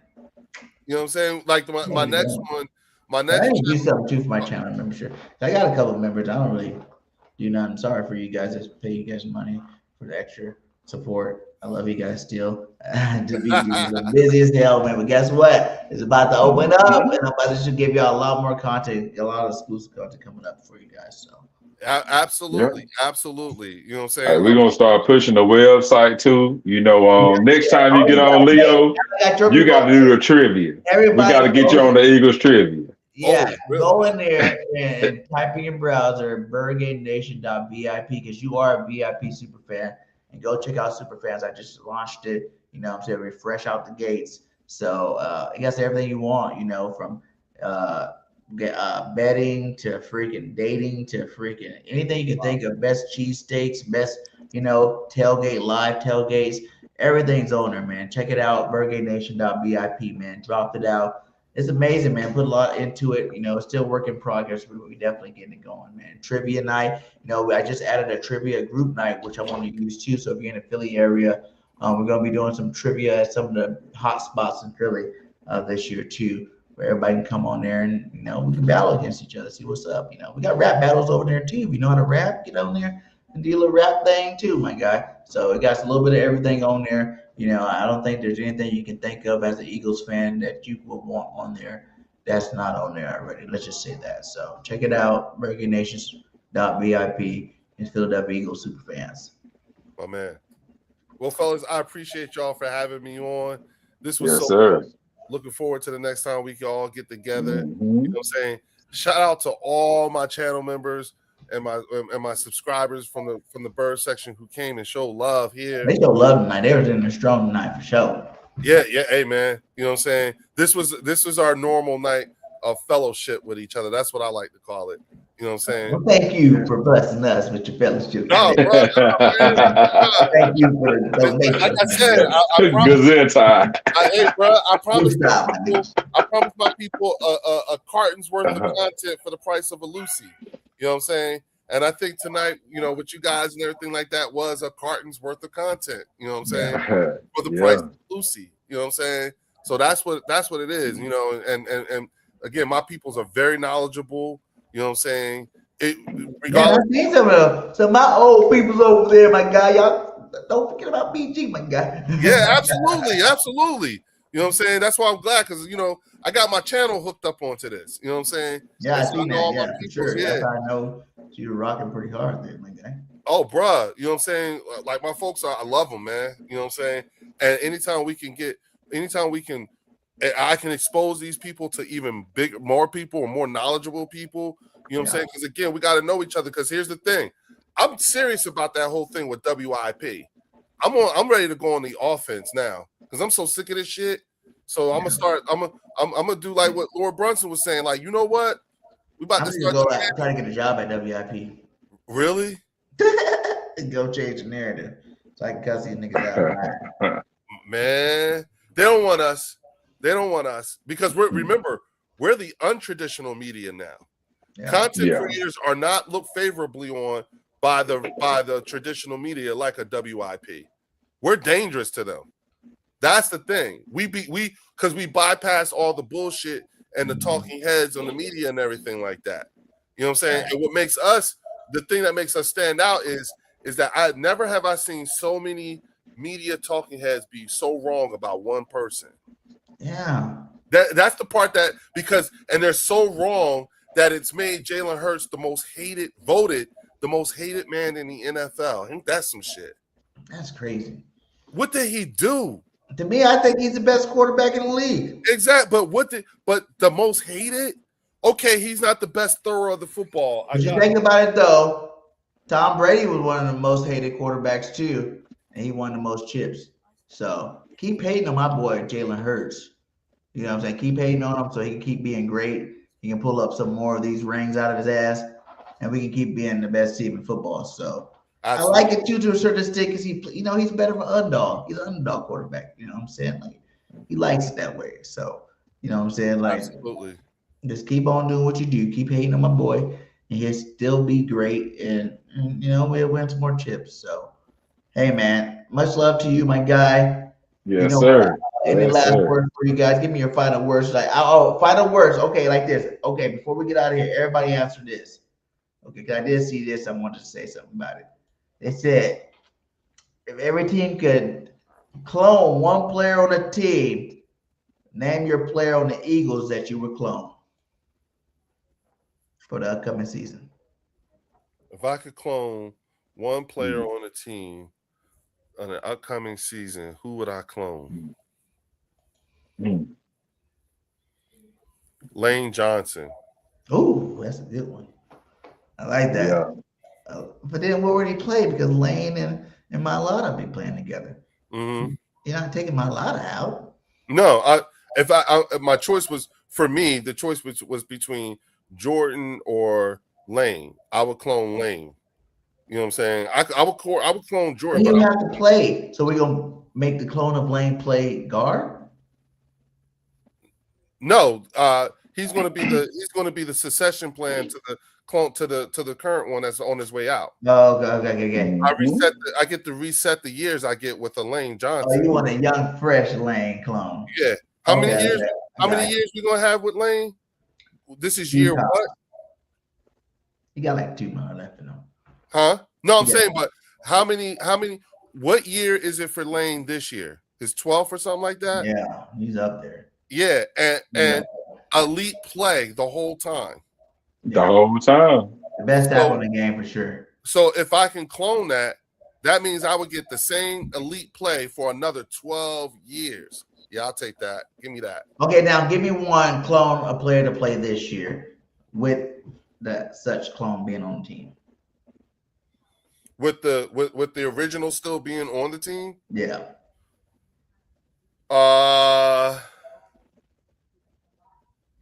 I would go with two Saquons. Ooh. Yeah. That's nasty work. That's scary. And I was thinking I was thinking clone of Devontae Smith because you know the work ethic that you get. Oh yeah, 2 Smitties out there. If you had 2 Smitties out there, hey, I'm going to get this ball. If the ball thrown behind him, if it's thrown in his vicinity, he need to sit down. He's going to make the right football move. So I would say give me 2 Smitties or either give me 2 Jordan Davises. Because Jordan Davis came back. But here's the thing, though. Here's the thing. 2 JDs. I've got 2 Saquons. One who's had more years doing it at a high level with the same, not with this team, but all of them, but still at a high level for a longer period of time, longer than Smitty been in the league. Yeah. And you got 2 Jordan Davises on that line. Oh no, I'm not taking nothing away from that, but I'm saying I've got a longer body of work with Saquon than I do with Jordan. You know what I say about that though? Smitty got a Heisman. But I got a longer body of work with Saquon than I do with Smitty and his Heismans. Think about it. We said clone. I'm not disagreeing with you, but I'm just saying, like, when that's nasty work too. Just having 2 Saquons on your team is nasty. Knowing for as long as he's been in the league, and mind you, we talking about a dude that came back from an ACL. Yeah. And still did it. I love Saquon. I'm thinking about the amount of time that I will have with this guy. You're resetting the clock for amount of time I will have. Because if the clone has a catastrophic injury like the original, I know he'll come back from it. If we're cloning for longevity, he ain't even that old. I'm playing. Nah, he not. I'm cloning Hurts. Give me another Hurts, and when Hurts is done, you go put the new clone Hurts in. Barkley sucks at catching the ball. What's Hurts going to be? He's going to be like 28, 29, something like that. Yeah, something like that. Mm-hmm. So he's at the beginning of his prime years, and still so great. And we still ain't seen him do one thing, and that's playing the same offense in the last 11 years. That's crazy. Right.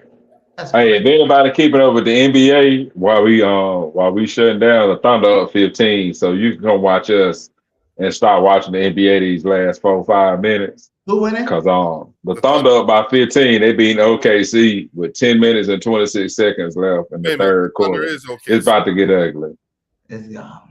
Wait a minute. Y'all see that? The Knicks just destroyed. They're like on an 11-game winning streak. Yeah, they hooping right now, man.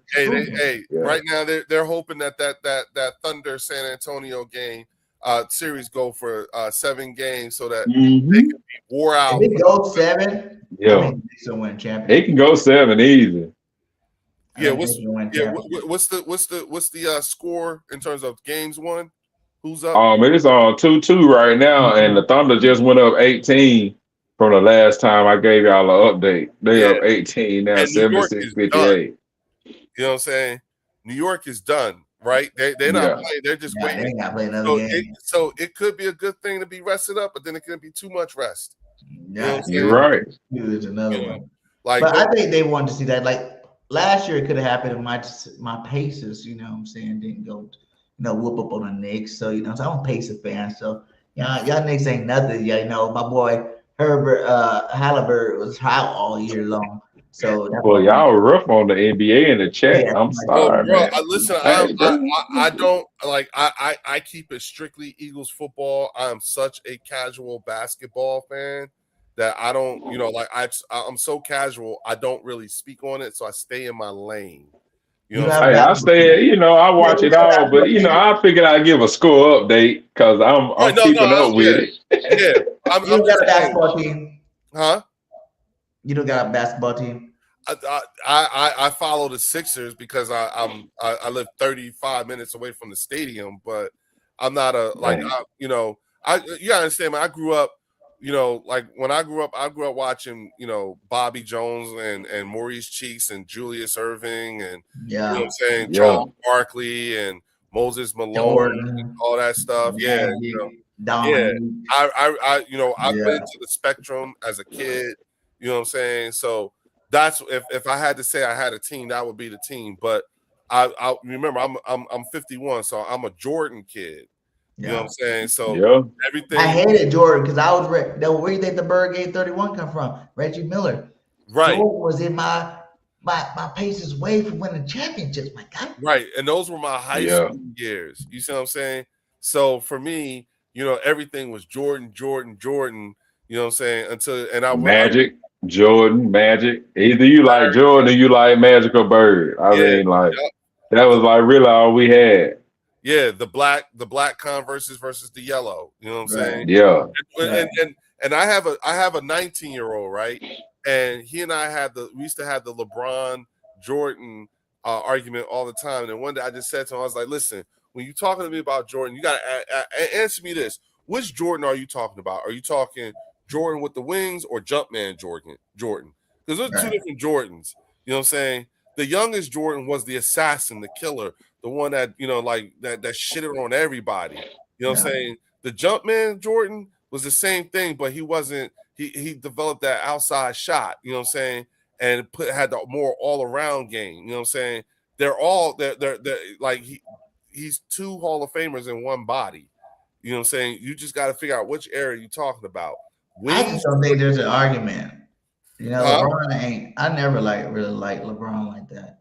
You know what I'm saying? Like you even said, like when you watch basketball back in our era, It was a lot rougher. Like all these guys be flopping all over the place, all this theatrics going on.